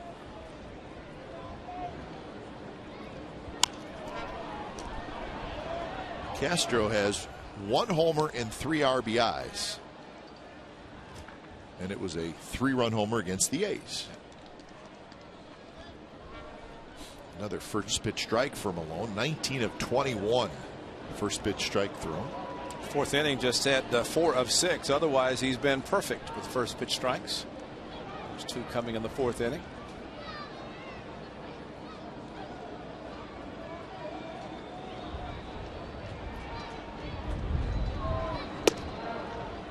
Breaking ball just a touch high. 1-1 the count.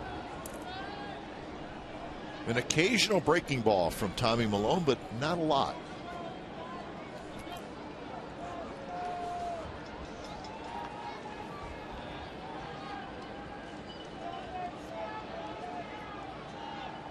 Maxwell, the runner at second.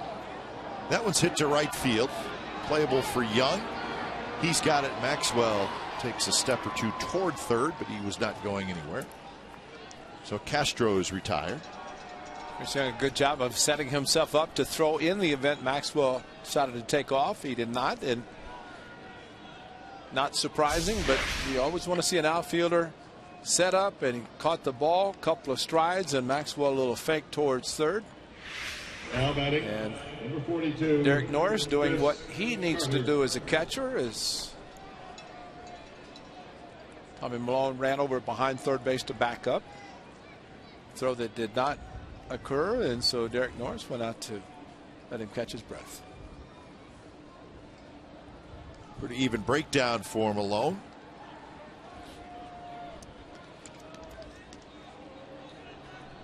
Here he faces Chris Carter. Nothing for Carter tonight. 0 for 2. He has struck out looking, and he has struck out swinging. There's that fastball, and it's just in enough. Maybe a little cut to it. I mean, it's just tough for a right-hander to get the barrel of the bat on.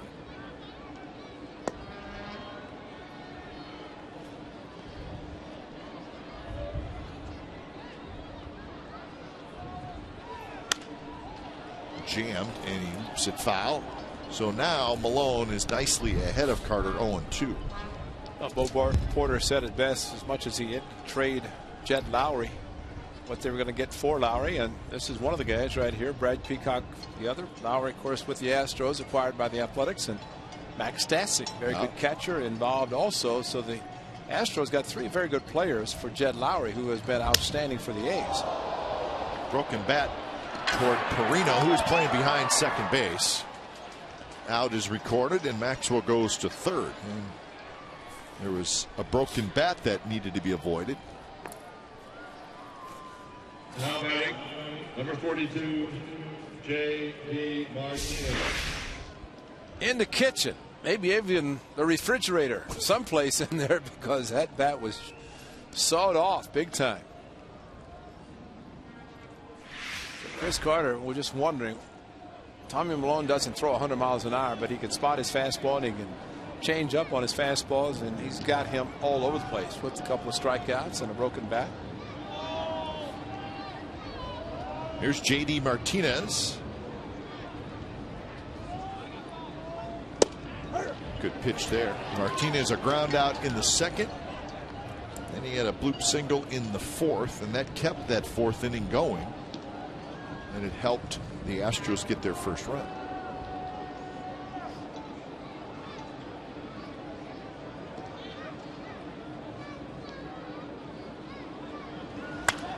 Popped up.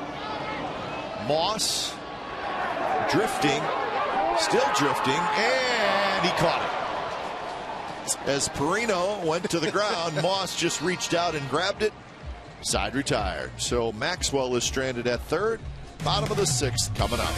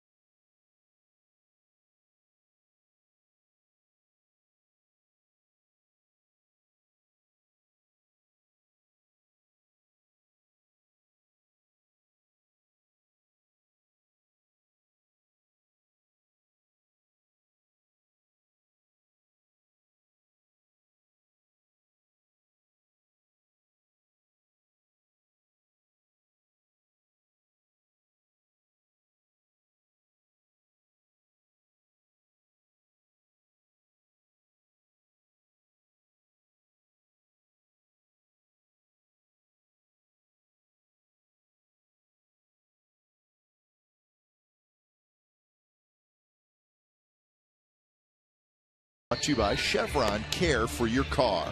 Brad Peacock against A.J. Griffin. Peacock pitched against the A's down in Houston. A.J. Griffin off to a nice start, 2-0. Remember, he went 7-1 last year. So Griffin has experienced quite a bit of winning in his short time as a big leaguer. We'll have that game for you right here on Comcast Sportsnet California. And there is Brad Peacock. So join us tomorrow night for game 2 of the series. Wednesday is a day game, 12:35 first pitch. That'll be radio only.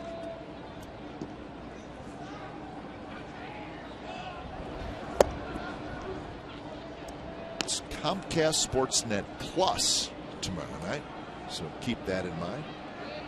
We will come your way right at 7 o'clock. Again, Comcast Sportsnet Plus tomorrow night. Nate Fryman leading it off. 3-run homer in the first inning for Fryman. It was the capper to the 6-run inning. You're right, Kev. That was a big blow, and for Nate Fryman getting his first major league home run for the A's, doubling their score 3-0 at the time to 6-0, and from a team 3-0, and now it's 3-1, or it would have been 3-1, but that huge home run to make it the score that getting the A's a 6. That's all they've scored. So Cedeno makes the play, and that's a broken finger, folks. Clemens reached up and the ball tipped off his finger. Maybe it's just dislocated. Pop it back. I don't want to look. I can show him mine.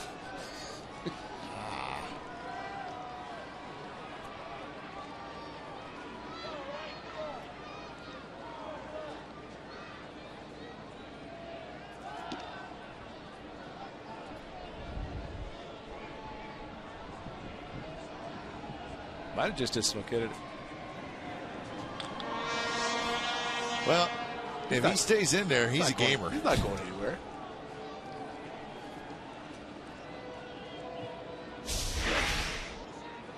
Well, something you don't want to see a pitcher do is reach for a ball, and he did, and hit off his finger and went straight down, so he gets an assist, but hard way to do it. And that's the finger. That's yeah. And he's pointing. Yeah, this is what it looks like. Come out and pop it back. I think it's just dislocated. Maybe he's double jointed. I need a cup of coffee. I broke my finger in Chicago. Yeah.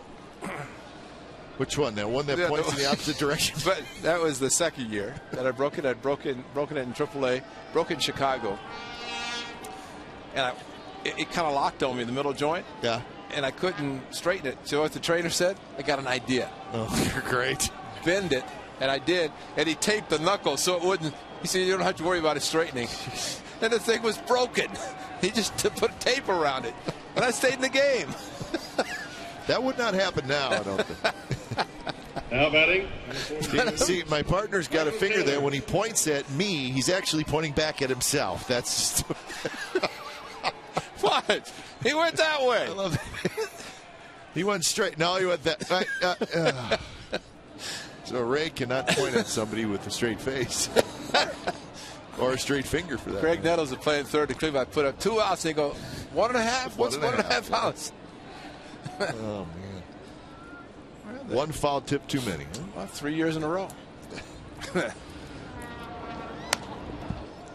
So that's why you looking at Clemens' finger didn't bother you. No. Me, I was getting sick to my stomach. No, come on, man. That's just another. You know, he's still in the game. I mean, he saw the reliever warming up. He said, "Tell him to sit down. I'm okay." I think he's pitching so well, he just doesn't want to leave. This is only his second major league appearance. Look, he jumped for the ball. He did. 10 feet over his head. He's put on a little bit of a show tonight. I got to be honest with you. He's got some spice. There's no doubt about that. And Bo Porter's going to come out, but he jumped. Watch him jump for this ball. Curveball. That ball's 10 feet over his head. He had no chance. But what a competitor. That a boy. That's great. He doesn't want to leave. they're going to take him out. And he, you know what? In all seriousness, he did one heck of a job tonight. He really did. His name is Paul Clemens. He came in with 1 out in the first inning. And the A's That's great. did not score off him. We'll be back.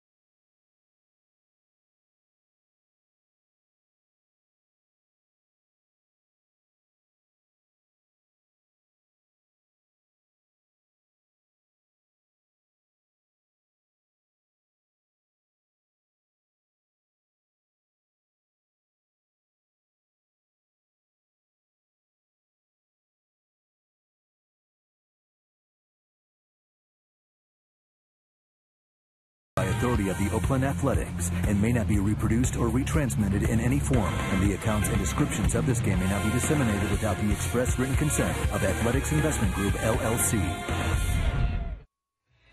Now by second baseman, 42. There's our guy. Paul Clemens, remember the finger? Trying to watch this. Yeah, I'm good. That's great. That's a gamer for you. He is. I mean, that's. I like him. Nobody likes to hear the term old school, but that's old school right there. Just put some tape on it, put some rosin bag, pine tar, give him an aspirin, let's go. New pitcher is Xavier Cedeno. When it's time for a change, think Speedy Oil Change and Tune-Up, your oil change, tune-up, and smog experts. Xavier Cedeno. His 4th appearance. One of those appearances was against the A's in Houston, and he got knocked around. So that is why the ERA is sitting at 12 for Xavier Cedeno. I mean, you face 7 batters, you don't get an out. That will elevate your ERA considerably. Yeah, he pitched, I think it was on the Friday night game, and he got knocked around. And he came back and he pitched on Sunday, and then he pitched pretty well. It was the 3-game sweep by the A's. 2-1 to Perino.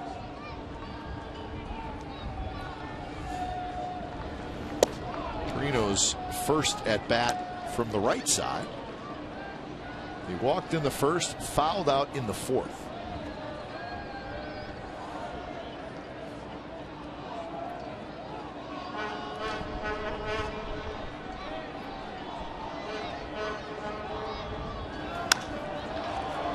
To right field, and Barnes goes back over, and he reaches for it right at the last minute, and he made the catch.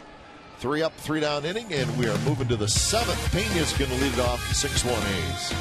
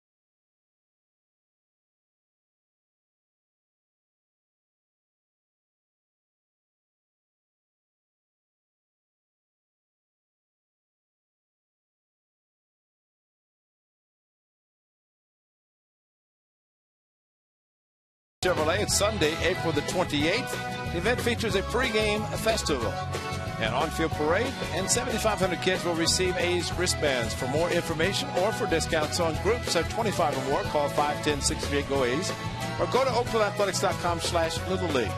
You must purchase a special ticket to participate in the festivities.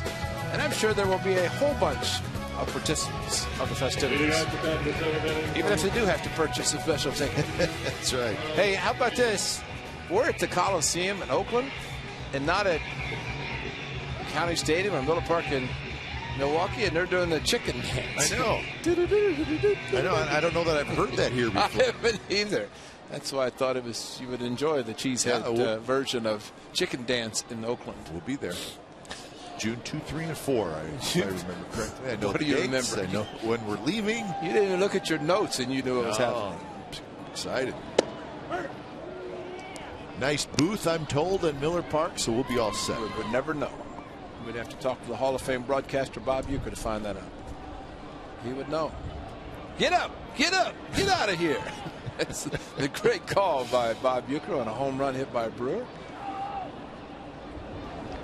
Inside to Pena, 1-1 the count.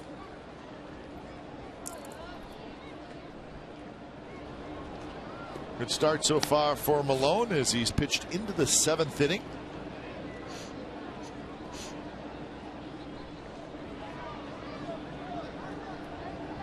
Pena had the RBI single in the 4th, driving in the Astros' only run. Amazing, the Astros have 5 hits, the A's have 3. How about that? But 2 of the A's 3 hits have driven in 5 runs. Coco's double the only other hit for the A's.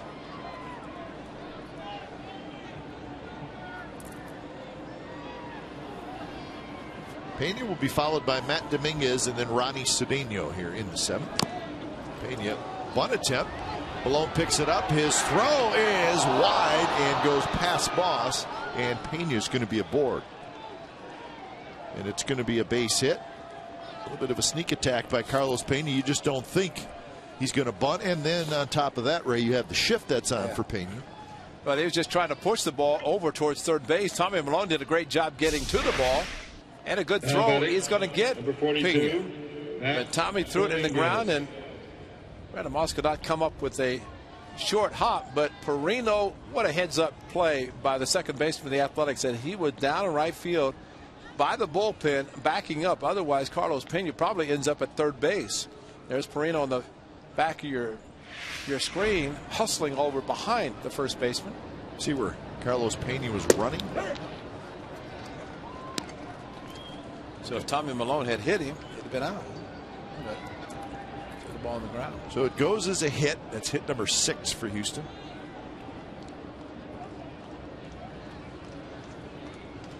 Dominguez has struck out twice, both swinging. And a changeup out in front. And Perino has it for out number 1. Cap, this is the top of the 7th inning, so at the bottom of the 6th, you know what Clay Wood was doing, don't you?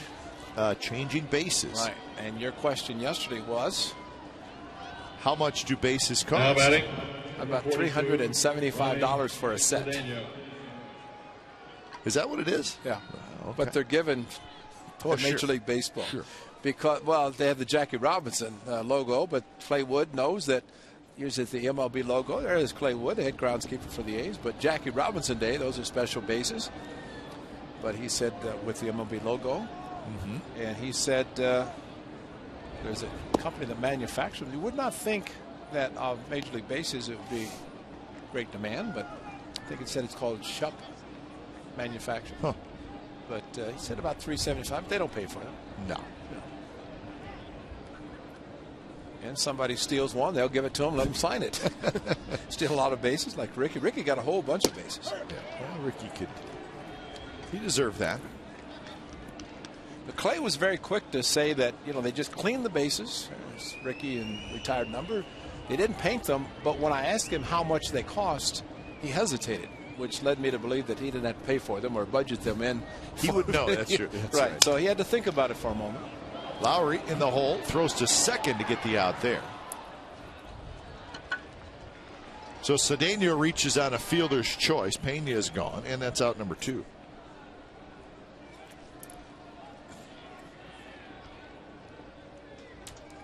Now batting, number 42. And here's Brandon Barnes. So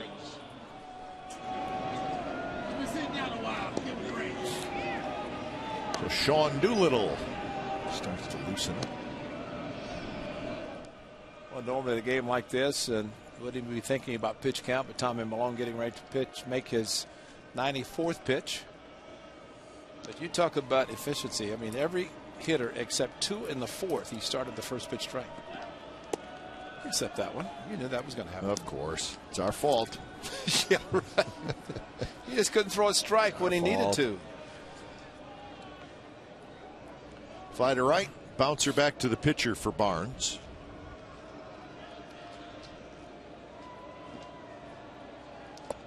And a changeup and a swing and a miss. The old equalizer, and this is a good one. Pulls a string, and man, it's a good one, especially the location of down, and hitters just cannot do anything with it. So frustrating for a hitter to constantly get changeups like that and have no chance of making good contact. That one shoots toward the right side, but foul.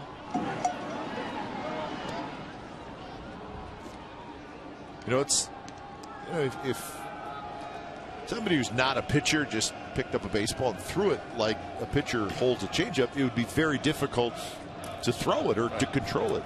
But once a pitcher gets the feel for it, then it just becomes like throwing a fastball. And if there's a pitch that all pitchers should try to perfect, it would be the changeup. Little flare, and that's going to drop for a hit. And that's going to allow Cedeno to go all the way to third. And that base hit is a result of a very good changeup, because Barnes is looked like maybe staying back a little bit for the changeup, got a fastball, realized it was a strike, and fought it off. Good location inside. It was just a late swing. Now batting, number 42. And described perfectly by Kipe, a flare to right field. It's one of those you swing hard and where's the ball? I've also heard pitchers say that in spring training, when they're getting themselves ready and working on all their pitches, that a lot of times the changeup is the last pitch to kind of come for them.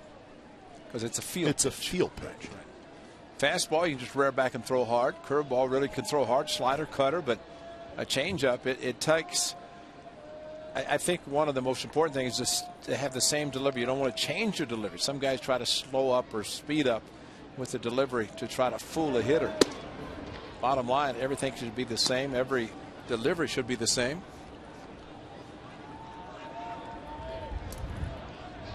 So Altuve is 0 for 3. He steps in. Chance to knock in a run. There's a ball loose out in left field.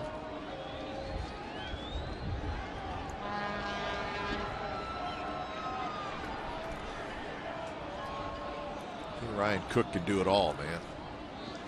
He just may want to move around and stay warm. That's right. What if they have the heater working? I think they do. Their heater down there? Yeah. One of both bullpens. Something else Claywood does. Gets heater, blowing some warm air for the guys. Fastball for a strike to Altuve, who has struck out, grounded out, and hit a fly ball to center field. There it is. Yeah. And who are the smart pitchers standing near the heater? The old Cresco heater. It's Ryan Cook.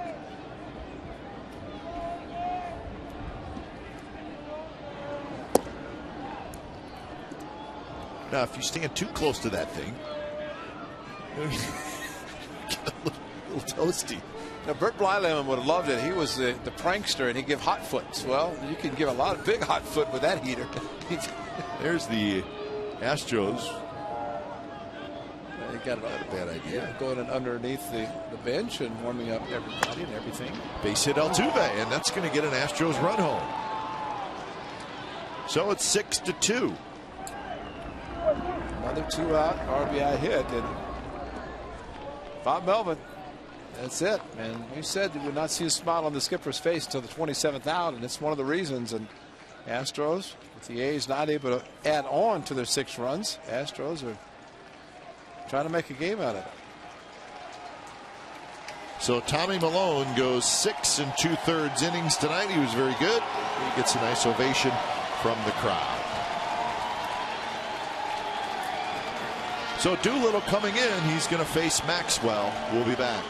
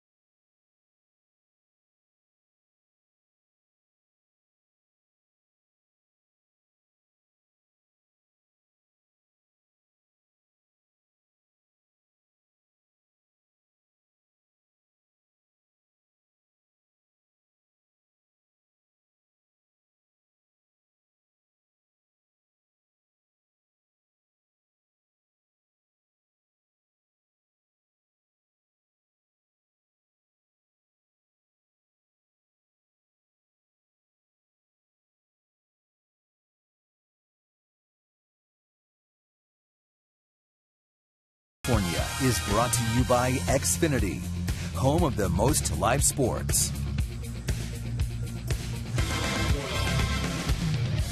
Now the Astros are trying to make it interesting. They've scored a run here in the top of the 7th. It's 6-2. They still have 2 on, 2 out for Maxwell. So Doolittle to face Maxwell. First pitch, fastball for a strike. When it's time for change, think Speedy Oil Change and Tune-Up. Your oil change, tune-up, and smog experts. 6th appearance for Doolittle. Is yet to allow a run.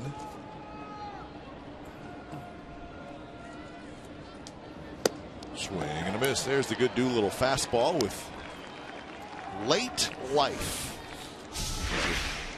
Jumps a little bit right at the end. See it take off. Can't teach that, Ray. No, you cannot, and especially that's a great changeup from Tommy Milone. And you like to bring in somebody exact opposite of a pitcher. In the case of Milone, who's fastball, changeup, and Tommy. This guy just comes in and rears back and throws hard. That was 92, 92, and now 93 with the fastball. Excellent job by Tommy Milone. 8 hits, a couple of runs. Still responsible for those, but no walks and 6 strikeouts. A very good outing for the A's lefty, looking for his 3rd win. So 0-2, Maxwell with a double in the 6th inning. And he blew it right by him. All fastballs. Maxwell sits down. Astros get a run. 7th inning stretch from the Coliseum. 6-2 A's.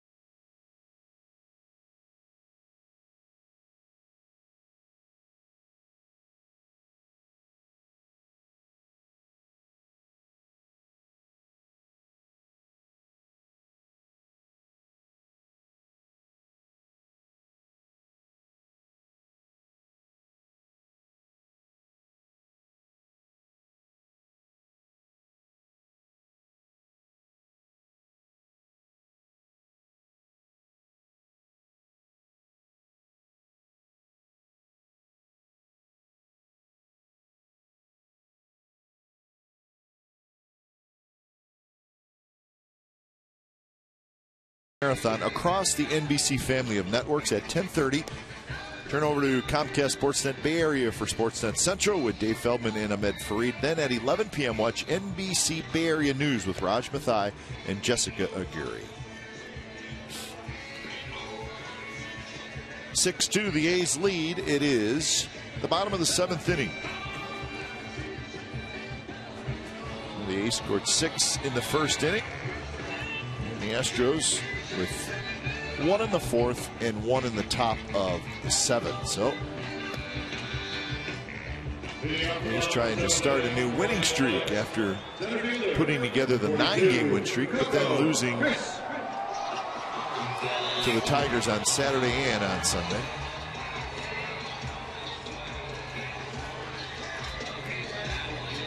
Top of the order for the Athletics: Crisp, Norris, and Young against Xavier Cedeno.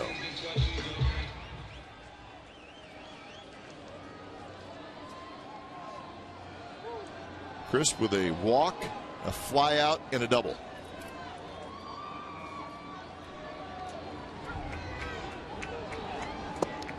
First pitch drops low. There's only one other game going on right now. Kind of a lighter schedule around Major League Baseball today. The Padres and the Dodgers are playing. with the Padres leading 5-3 in the bottom of the 7th inning. Those two teams are behaving themselves tonight.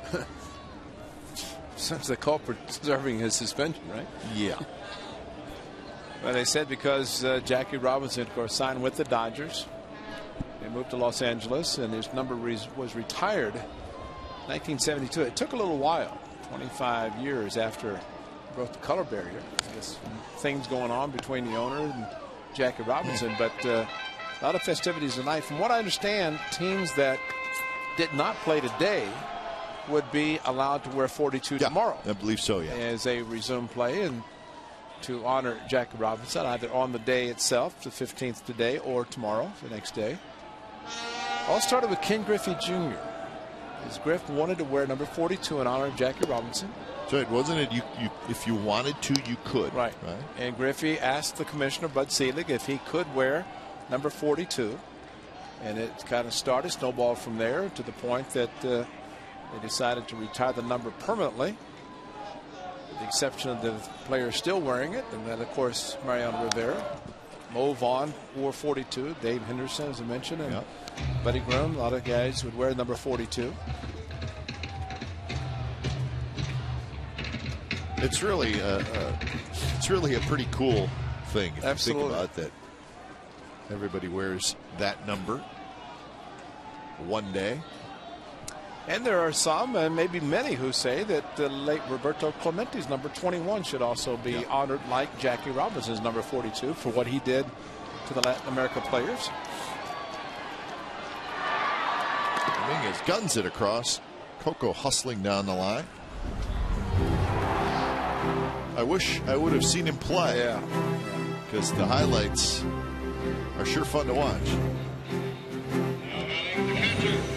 There's his base stealing ability, and very aggressive, and I think Barry Bloom wrote a nice article on how they didn't like the fact that he initially was signed by the Dodgers and Branch Rickey signed him, but the more he helped the Dodgers win, the more they liked him. And that usually is the case. No matter how person you are, if you help a team win, you're going to be liked, especially by the team that you're playing on. Well, they probably wondered, and let's face it, the white players probably wondered, is this guy any good at all? Exactly. And then they realized that he was really good. And then they started finding out about the players in the Negro League who were not allowed to play. Josh Gibson in particular said he was the strongest and most powerful catcher ever, and but really never got a chance to play. Satchel Paige played very, very late in his age in his career. And how about, Ray, Larry Doby was the first in the American League, and really only a couple months after Jackie Robinson. Maybe less than a couple months. I know it was not very much after Robinson first played in the big leagues. You're right, exactly. Larry Doby did. So, you're a couple months away from it being Larry Doby instead of Jackie Robinson. But I don't know that Larry Doby gets enough credit for. Well, he doesn't. He doesn't, and there have been people who said the same thing as you just said, that he was that close to Jackie Robinson. But I still go back to Don Newcomb. He said there was only one player that thought that could handle the abuse, and that was going to be Jackie Robinson. And that's why Jackie was kind of the chosen one to be the player to represent the black community, African Americans, and he was signed by Branch Rickey and took the abuse, and a lot of people appreciate what Jackie did. Ty Waller was born in '57, and he spoke highly of Jackie Robinson, what he meant. Yeah, he was a terrific football player at UCLA.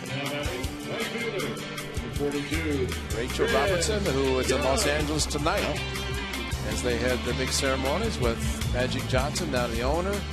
Kareem Abdul-Jabbar was there as well.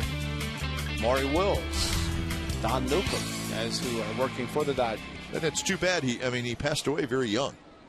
I think they said 4 months after his number was retired by the Dodgers in '72. So it was not long after.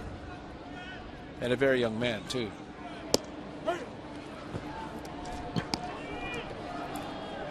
He was a letter winner in 4 sports at UCLA. First of all, how do you play 4 sports? Exactly. That's amazing in itself. track and field star.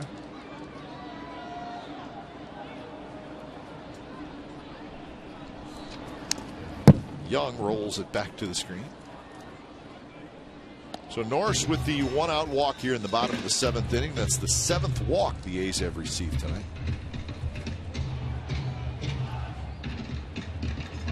Young is 0 for 2.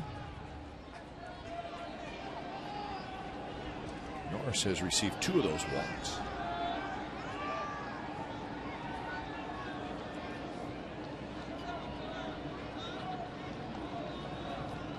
Xavier Cedeno, third pitcher of the night for Houston. In the dirt.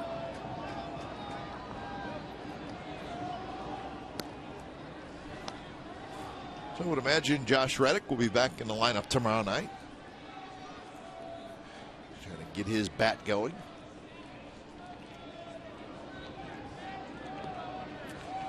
Well, he will get his bat going. Yeah. And you don't have the season Josh Reddick had last year. 32 home runs, Gold Glove. Sometimes it just takes a little while. He's going to be pitched differently than it was last year anyway, because now he's got the bullseye on him a little bit because of the success he had. A lot of the A's players do. The team in general. The beard, though, is going to stay. I thought it was great. We had one interview earlier that showed him clean shaven. That was after he struggled last year, and the razor blades got to it. There's a shot, and it is fair, right on the chalk. Norris to third, and they're going to wave him in. No, they're not, as he turns around and gets back to third. So Chris Young, a double. Jumped on a very good changeup, stayed back, did Chris Young, down on the corner, just barely fair, maybe on the line, on a 2-2 offering, and Derek Norris was hustling hard. See some chalk, a little bit. See the white go up in Expo. But Mike Gallego, we saw him hold up Coco Crisp on the double because he was watching the right fielder. And this time, Gags positioned himself down the line where he could see Derek Norris and also see the ball down in the corner. And as he saw the ball coming in, knowing that it was going to be too close, could not send Derek Norris, so he stopped him. And so Gags all over the place at third base, even with batting gloves to keep those fingers warm. That's right, he's warm. That's what we should have brought with gloves. Why didn't you talk to Voos about getting some batting gloves? I didn't want to ask for too much. Right up the middle, that's going to get through in the center field. Lowry with a hit, and 2 runs are going to score. So Jed Lowry with the infield in just rolled one right past the mound into center field. 8-2 Athletics.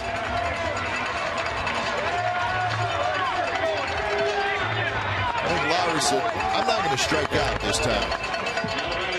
Struck out with the bases loaded and nobody out in the first.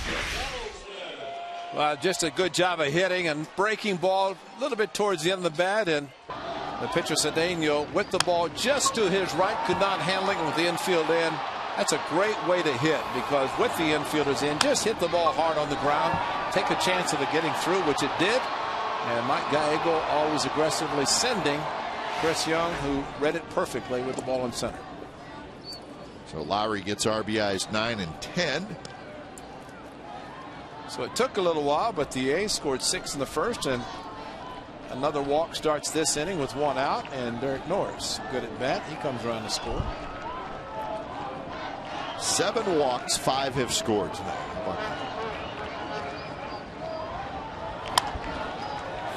Dominguez dives, knocks it down, it rolls into foul territory. So Donaldson will get a hit. Thank you very much. So 4 consecutive A's have reached base.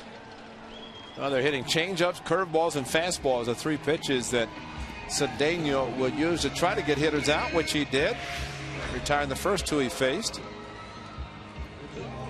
Since that walk, double, single, single. The 42, Brandon Moss.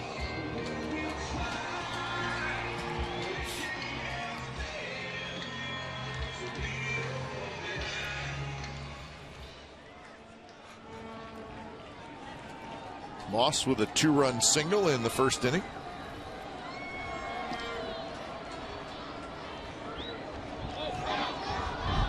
We're going to get more action out in the bullpen as things are falling apart on Xavier Cedeno.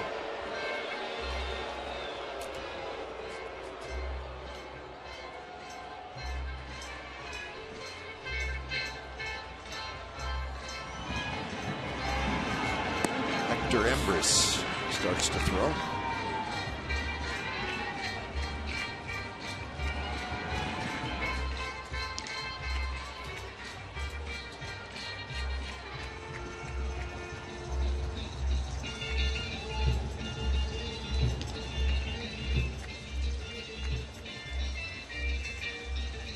Well, we welcome Sharks fans who watched the Sharks win in Phoenix tonight 4-0. A's winning 8-2 against the Astros. It's the bottom of the 7th inning. They've scored a pair here in the bottom of the 7th.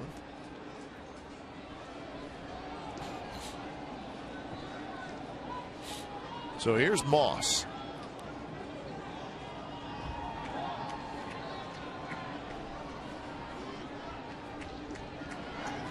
And a slider, and Moss swings and misses. Fryman will be next.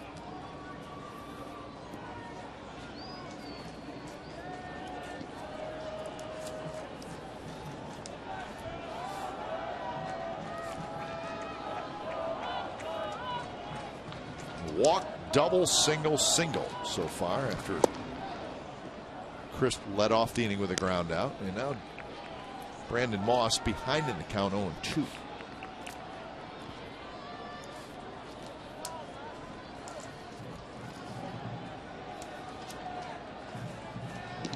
Moss hitting in the 6th spot tonight for the A's.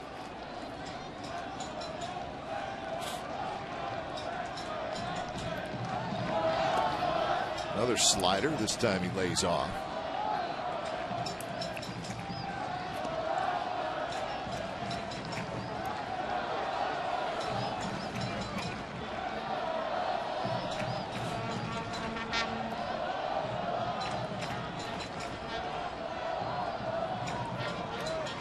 The A's had 3 hits through the first 6 innings total. They've got a bunch of walks. They have 3 hits in this inning alone. And there's another one. Nice job of hitting by Moss. It's going to get Lowry home. And Moss trying for 2, and he's got a double. 9-2 A's, and that's a heck of an at-bat for Brandon Moss. The skipper talked about Brandon Moss, what he did against C.J. Wilson in Anaheim, the big 2-run single. He wanted to show the confidence in him that he could hit lefties, and this at-bat went down and just followed the breaking ball all the way down to the outside part of the plate and served it with his strength to left center and stretched it into a double, hustling into a double. And what a great job of hitting, going the opposite way with a couple strikes, especially on the curveball. Gallego got that arm working, and then you stop. So when it's time for change, think Speedy Oil Change and Tune-Up, your oil change, tune-up, and smog experts.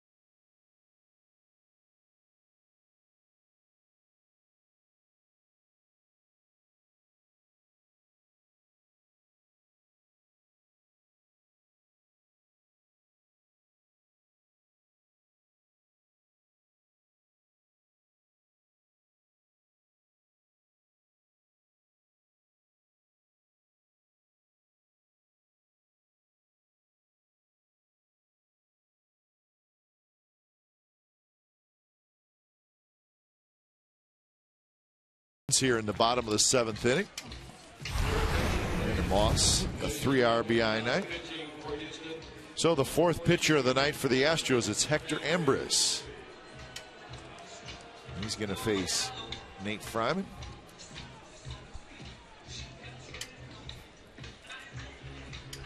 Basketball game going on right next door. The Warriors have just won their game.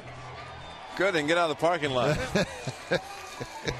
They sure messed up the parking lot tonight, didn't they? So they finish before the A's do. There's still a couple more innings to go here. They win? They did, yeah. Beat the Spurs. Nate Fryman did such a good job of hitting the left-handed pitching of Eric Bardard in the first inning. Bo Porter said, got to bring a righty in. Got to bring a righty in.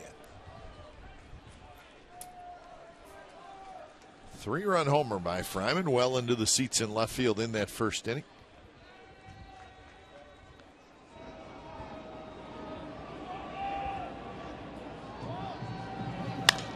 He bounces that one right to third. Dominguez playing in on the grass and also playing well over.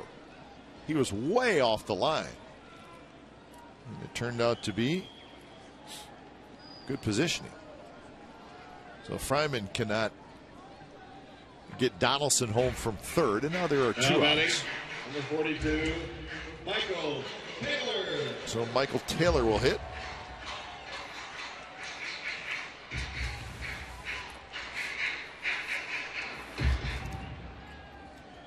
Taylor, 2 fly balls to center and a ground out to second. Facing Hector Ambrose.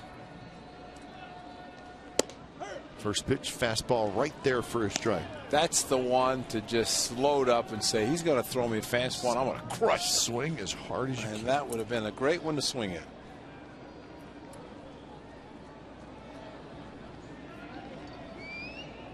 Swinging the bat well at Sacramento, and that's the reason he was brought up to Oakland. And as he said, he wanted to keep the hot bat going. He's getting the opportunity. My fingers are getting numb. Yeah? It's that cold. That one finger straightening out, it's so cold. No.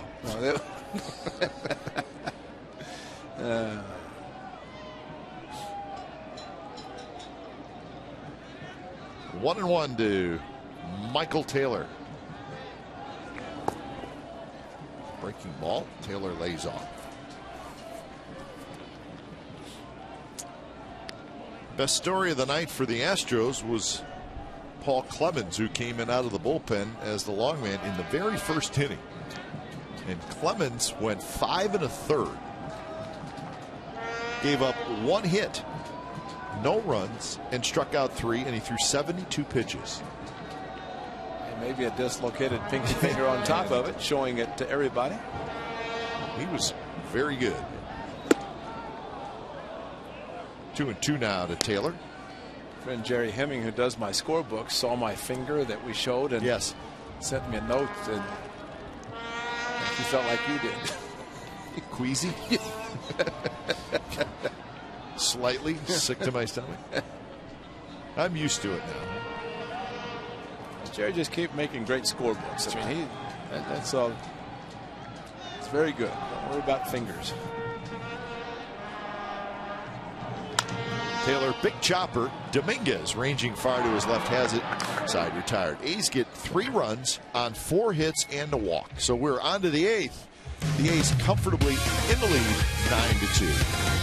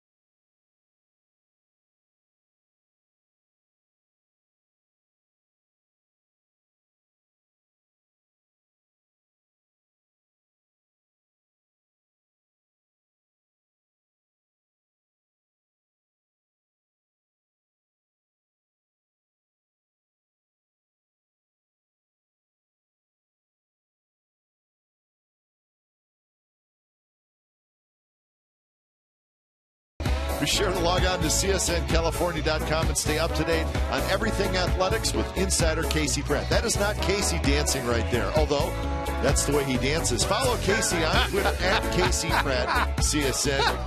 Log on and read Casey's news and check out his exclusive videos all season long, only on csncalifornia.com.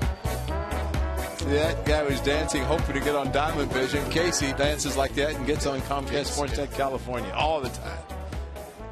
Casey does that in the press box after he sends out a good tweet. No, we're joking. Casey's great. Well, you better say that. He says, "Hi, Glenn." He doesn't say hi to you. Jason Castro to lead it off against Doolittle. First pitch is a strike.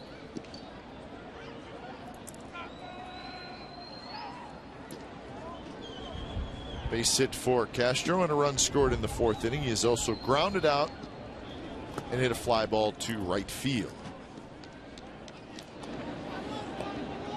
Shaq starts to throw.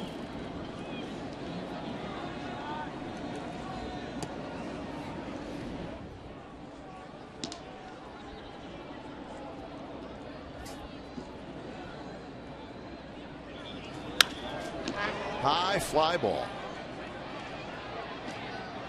Coming in is Taylor. He's got it. Castro's retired for out number one here in the top of the eighth inning. That's Wesley Wright, the left-hander, getting loose.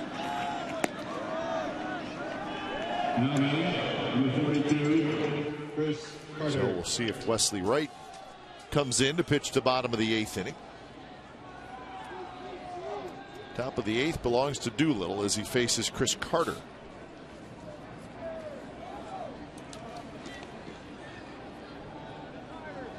First pitch to Big Chris is a strike with a fastball on the outside corner.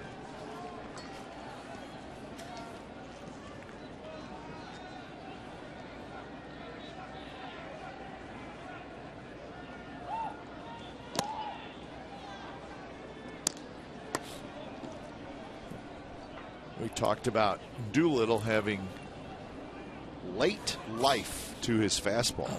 What that means is there seems to be a little jump right at the end, and it usually runs away from right-handed hitters a little bit.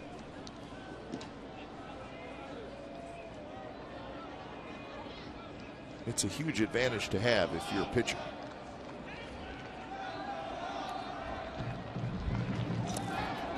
Now 3-1 to Carter with JD Martinez to hit next.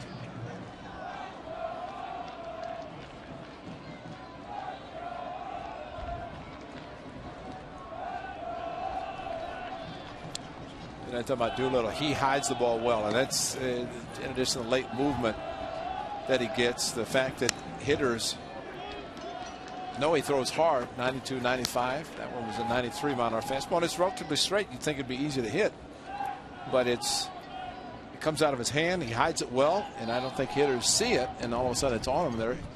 He's throwing fast. What he did last year was unbelievable. And some of the right-handers he faced. Come to the game tomorrow early to catch 95.7 FM The Game, broadcasting live from the all-new Budweiser Bowtie Bar. Watch A's broadcaster Guy Aberman start the game day off with insights and updates, and while you're there, order a customized A's jersey and get it on the same day. The Budweiser Bowtie Bar is at section 129. There it is on Tuesdays. It's for our live radio remote tomorrow, 95.7 FM The Game. Hey, when it's time for change, think Speedy Oil Change and Tune-Up, your oil change tune-up and smog experts. Pat Neshek coming in.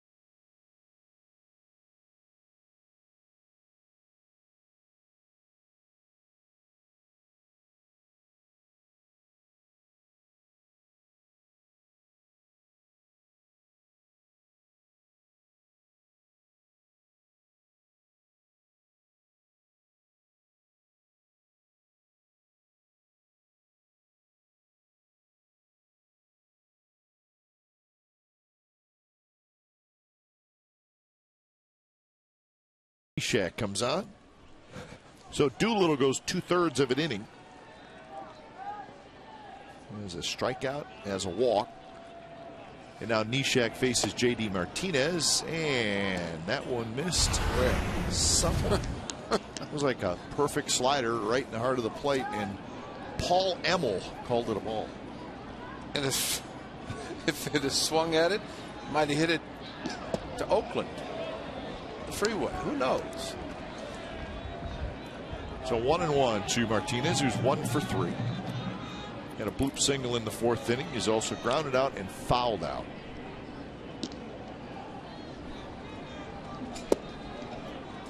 Another slider. This one spins inside.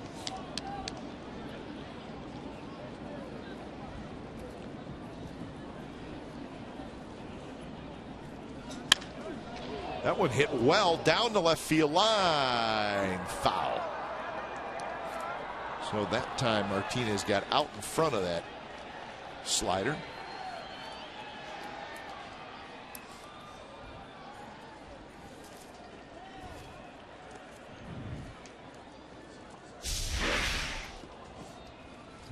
Be careful. Wake up. He was either on his mobile device or asleep. Toward Taylor, who's drifting. Now he's under. He's got it. 2 outs here in the top of the 8th inning. And Carlos Pena will hit. Now batting, number 42, Carlos Pena.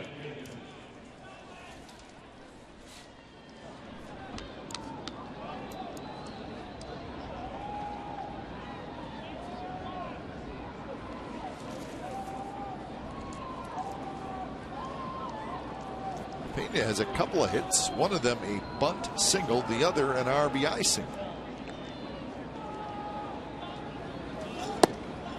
Down and away. Told you the Angels lost their game tonight. Hey, that's the suit guy. That's right. What's he doing to his elbow? He's got his sweatbands on, yellow tape.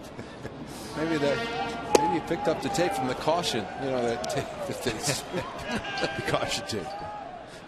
He's lefty.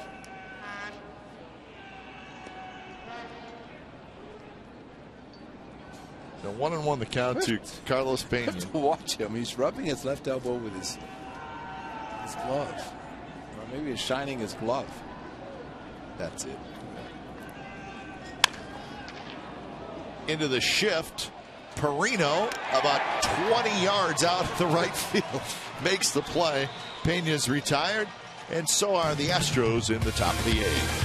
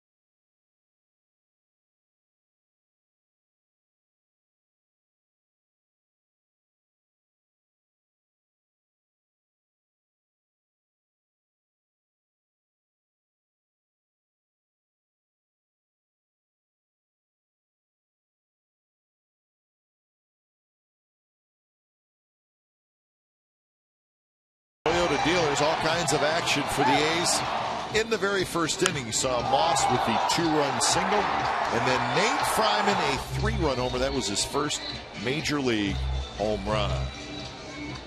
Plenty of run support for Tommy Milone, who is in line to raise his record to 3-0. 6 2/3 innings for Malone, gives up just a couple of runs, no walks, and 6 strikeouts. Eric Bedard, 6 earned runs in a third. That's right, a third of an inning. 2-8-0 for the Astros, 9-7-0 for the Athletics. So the A's come to bat here in the bottom of the 8th. Number 42, Andy Perino. Andy Perino is going to lead it off.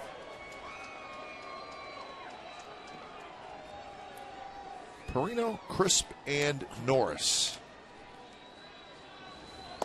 Andy Perino trying to string together some hits. He's 0 for 2 tonight with a walk. He's 1 for 14 on the year.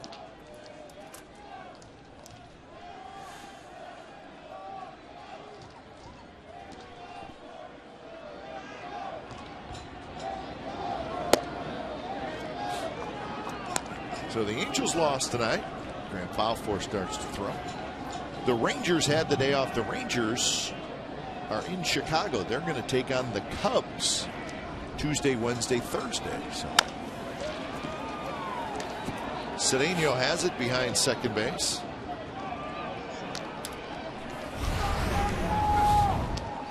So when it's time for change, think Speedy Oil Change and Tune-Up. Your oil change tune-up and smog experts. Wesley Wright for his 7th appearance. At least Now batting exception center of what, fielder, maybe 42, one Coco. pitcher at Clemens maybe tonight. The A's saw pretty much everybody in Houston that weekend. Yeah, they did. They didn't see Clemens, and probably that's good they didn't, because he pitched exceptionally well tonight. Hope his finger's okay. He kept pulling on it when he got in the dugout, except to give a fist pump, and then went back to pulling on the finger. So the job that he did was excellent, especially when he jumped for a ball that was 10 feet over his head. I mean, that's showing gamer. Yeah, he's got some life to him. 1-0 to Coco Crisp. 1 for 3 with a double, a walk, and a run scored for Coco. So his average right at 333.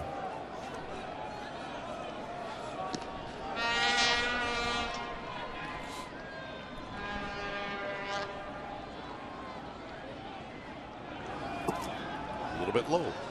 It's going to feel great when we're down in Texas and it's 110. Yes, it is. You know where it's going to feel really great? I'm sitting on the veranda in St. Petersburg Friday morning with a big cup of coffee when it's about 85. Well, that'd be 85 at 3 in the morning. A little humid, but that's going to be okay. The veranda. Coco Having more than coffee on the veranda. I know that. Well, join us tomorrow, 7 o'clock, Comcast Sportsnet Plus, Game 2 of the series, A's Astros. A.J. Griffin, Brad Peacock. Complete A's coverage every night on Sportsnet Central and at CSNCalifornia.com. The home of A's baseball is Comcast Sportsnet. So big A.J. Griffin gets the ball tomorrow. He'll be ready. He always is.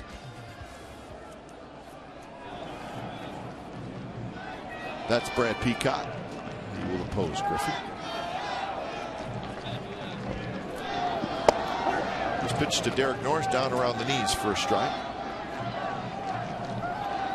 So the Rangers will be at the Cubs tomorrow, and the Mariners will be home to play the Tigers. So those two teams, the Rangers and the Mariners, enjoying a Monday off.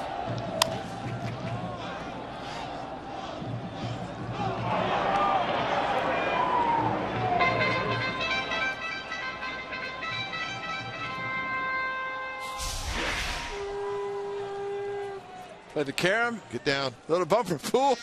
He lost. Nice going. Wow. They got the ball dudes. Those are old guys. You can't be that young and let a ball go through your legs. Right. That was a ball dude move. Missed it by about 12 inches. That wasn't even close. It's embarrassing. Wow. 1-2 to Norris.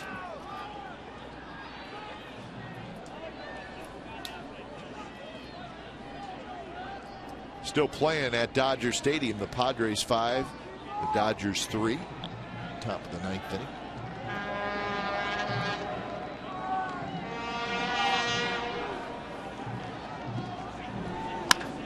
Shot, and it's fair. Hooked right past the bag. Coco Crisp digging for third, and he'll stop there. Norris to second with a double.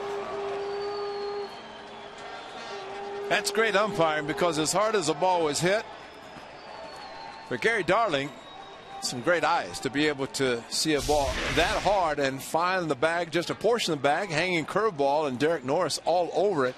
The way he hit it, almost like he thought it was foul. And Gary Darling avoiding the hard hit ball, putting the left hand up, pointing fair. And Coco Crisp thinking about scoring, but had to be held up. So Coco is going to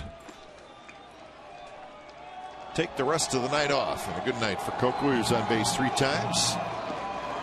Double, couple of walks. Watch that groin a little bit. He keeping an eye on it. But he was running full steam tonight. So did not look like it was bothering him.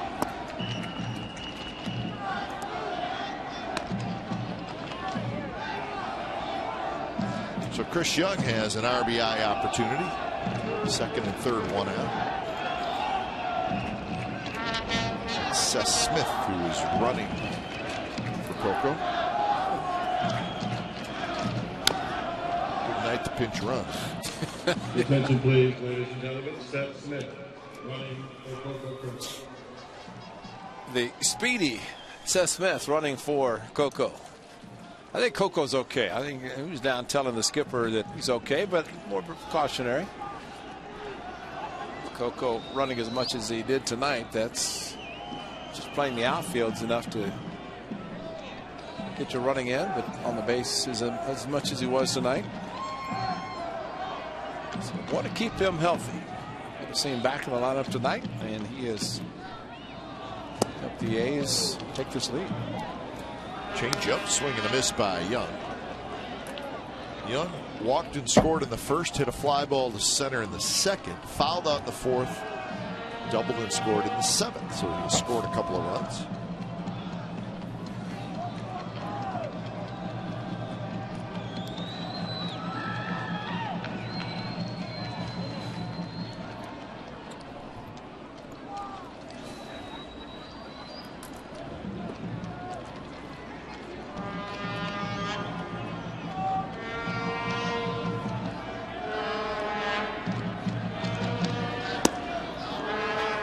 Wright tries another changeup. That one stays outside.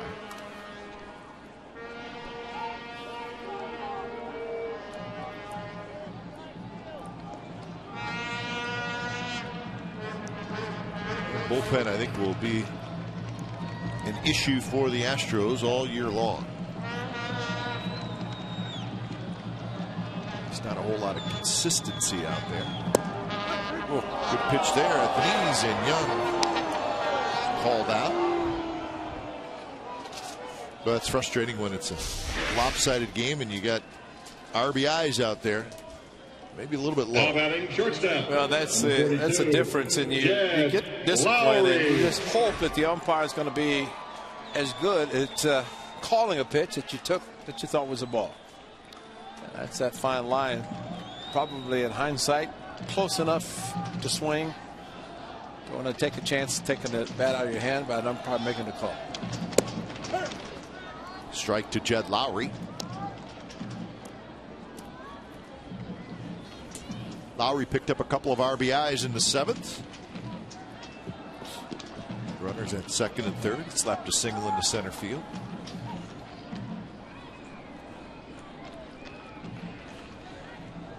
Facing Wesley Wright.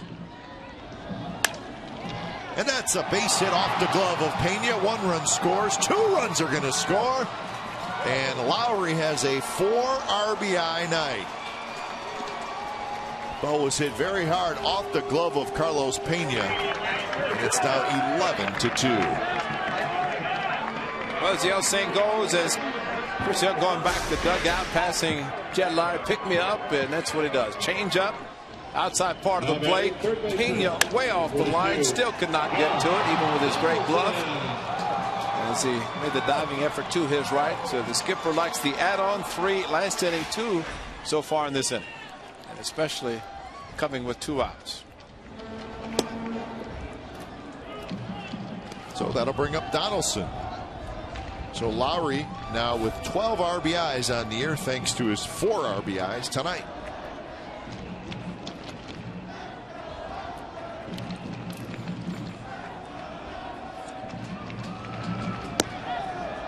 Changeup misses outside.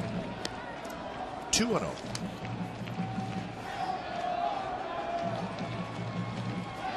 So 3 in the 7th, 2 here in the 8th for the A's. After not scoring since the first inning.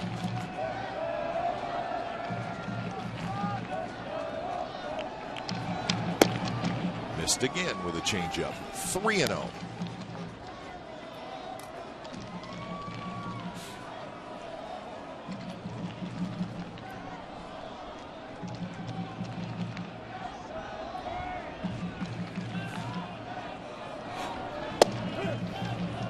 Guys are dying to hit, aren't they?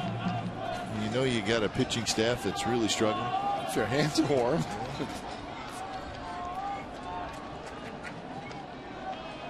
And Jed Lowry went in. A couple home runs, 3 RBIs at Edmund and Bank Park, and tonight against his former team. So he's done well against the Astros. And this inning, Lowry with a 2-run single. So 9th inning coming up. It's 11-2 Athletics lead.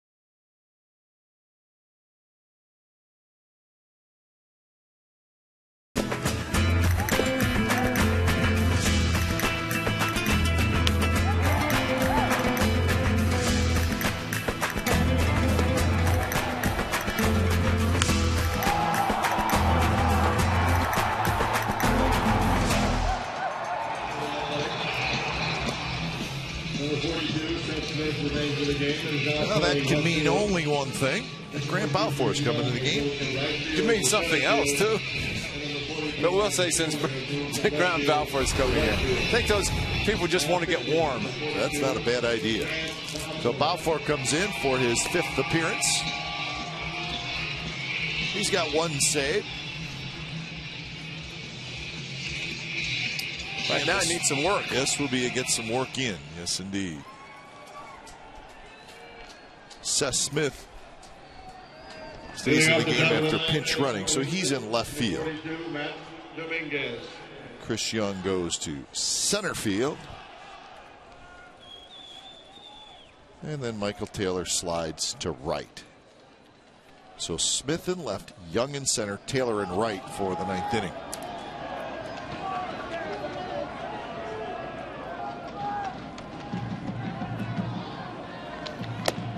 First pitch is a bit high to Matt Dominguez, who's 0 for 3. Dominguez, Cedeno, Barnes. Top of the ninth.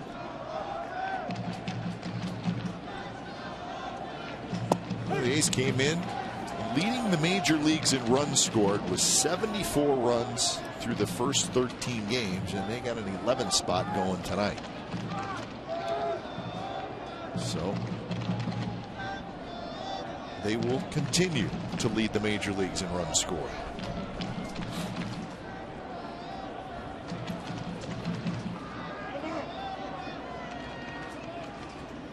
Dominguez with a couple of strikeouts and a pop out.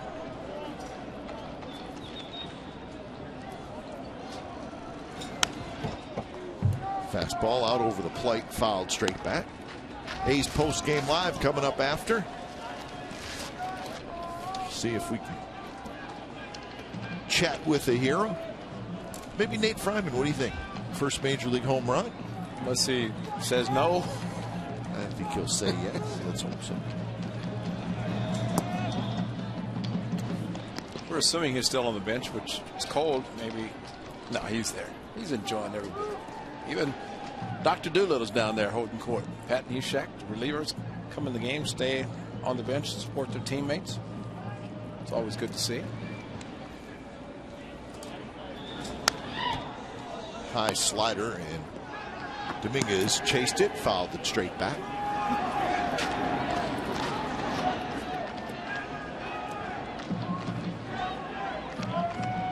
Good seat, so those two are hanging around. Can't blame them. Sometimes you just don't want to leave. No.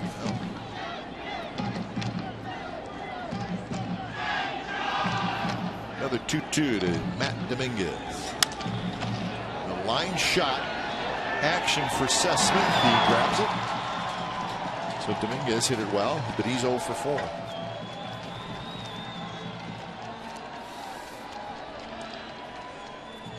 So 1 out here in the 9th inning. These are shooting for their 10th win of the year. They have the best record in the American League.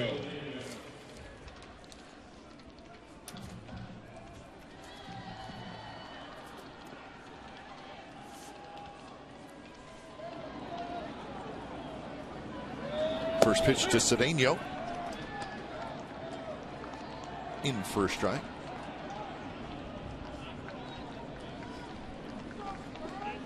Cedeno 1 for 3. Single, and he has scored a run. We talked often about a closer who comes in the game when the game's not on the line, but I don't think intensity for Grant Balfour is ever a problem. No. He's always fired up and wants to get the work.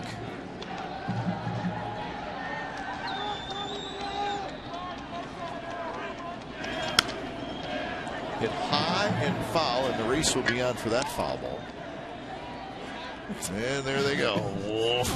How many people? 3? Player to be named later, got it.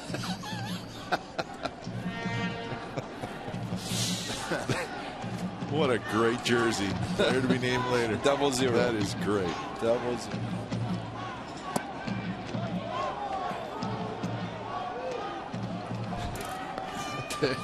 PTB in there. Player to be named later. Ought. It's pretty funny. 2-2 pitch. Pop up. Moss moving over, and he's going to drop into the first round. That's like at the old Houston Astrodome, right? They had a mascot, and he was dressed like a general. And he was general admission. General admission. General admission. No. And he was dressed as a general. No. General admission. Can't make that up. And you know what section he stood in? Standing room only. I'm not making that up. I swear. So he had general on he the had top. a general outfit on, you know, the 00 in the back with admission on the bottom. It's a Right? full general's uniform. And he was general admission. Well, That was the Astrodome. I did not see him at Minute Maid Park when we were there. you know, when Andy Messersmith signed with the Braves, it's a free agent. Yeah. He wore number 17, and that certain channel was channel 17. They wanted his back of his uniform to say channel 17. Andy Channel? They wouldn't make it. They wouldn't allow it. Oh, man. That was the ultimate promotion of your TV station there, wasn't it? Put the number of the guy you just signed for a lot of money. Right. This one will be playable. Taylor coming in. And Michael Taylor has it. 2 outs here in the top of the 9th.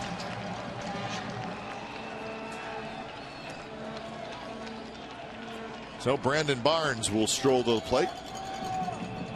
Now batting, number 42, Tommy Malone Brandon in line for his 3rd win.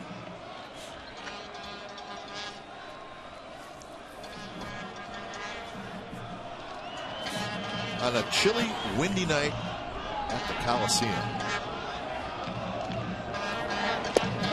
First pitch is in for a strike. Barnes is 1 for 3. Make sure you join us tomorrow night on Comcast Sportsnet Plus for Game 2 of this series between the A's and the Astros. Foul just below us, and now it's 0-2. So what's left of the crowd will get up on its feet, move around a little bit to stay warm.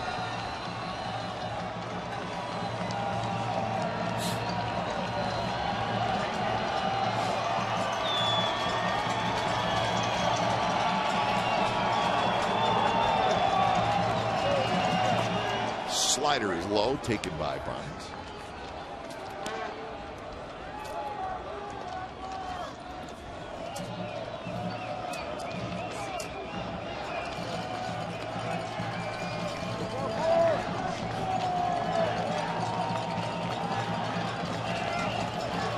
Tried to get the hitter to chase the curveball, wouldn't do it.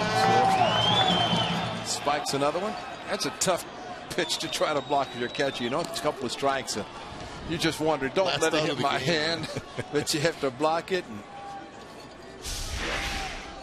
Derek North's done a good job. This ball is out in front of the plate, and just don't hit my bare hand, please. You're looking like Paul Clemens.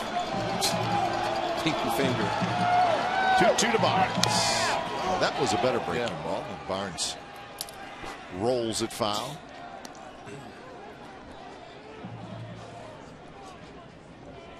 So Balfour 18 pitches here in the 9th inning.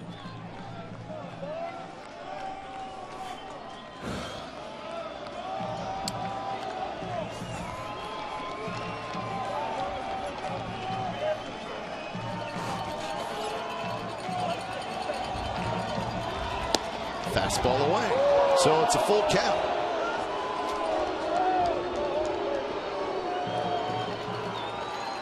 Crowd wants this baby to get this thing over with.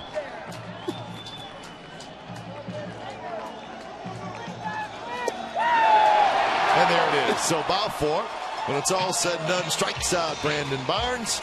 And the A's with a 6-run first inning go on to defeat the Houston Astros 11-2. So the Athletics, their record goes to 10-4. The Astros fall to 4-9. And first major league home run for the big fella, Nate Fryman. So congratulations to Nate. And a good win by the Athletics. They continue to pound the baseball. Athletics 11, Astros 2. You've been watching A's baseball on Comcast Sportsnet California. A's postgame live is next with Scott Reese and Shooty Babbitt.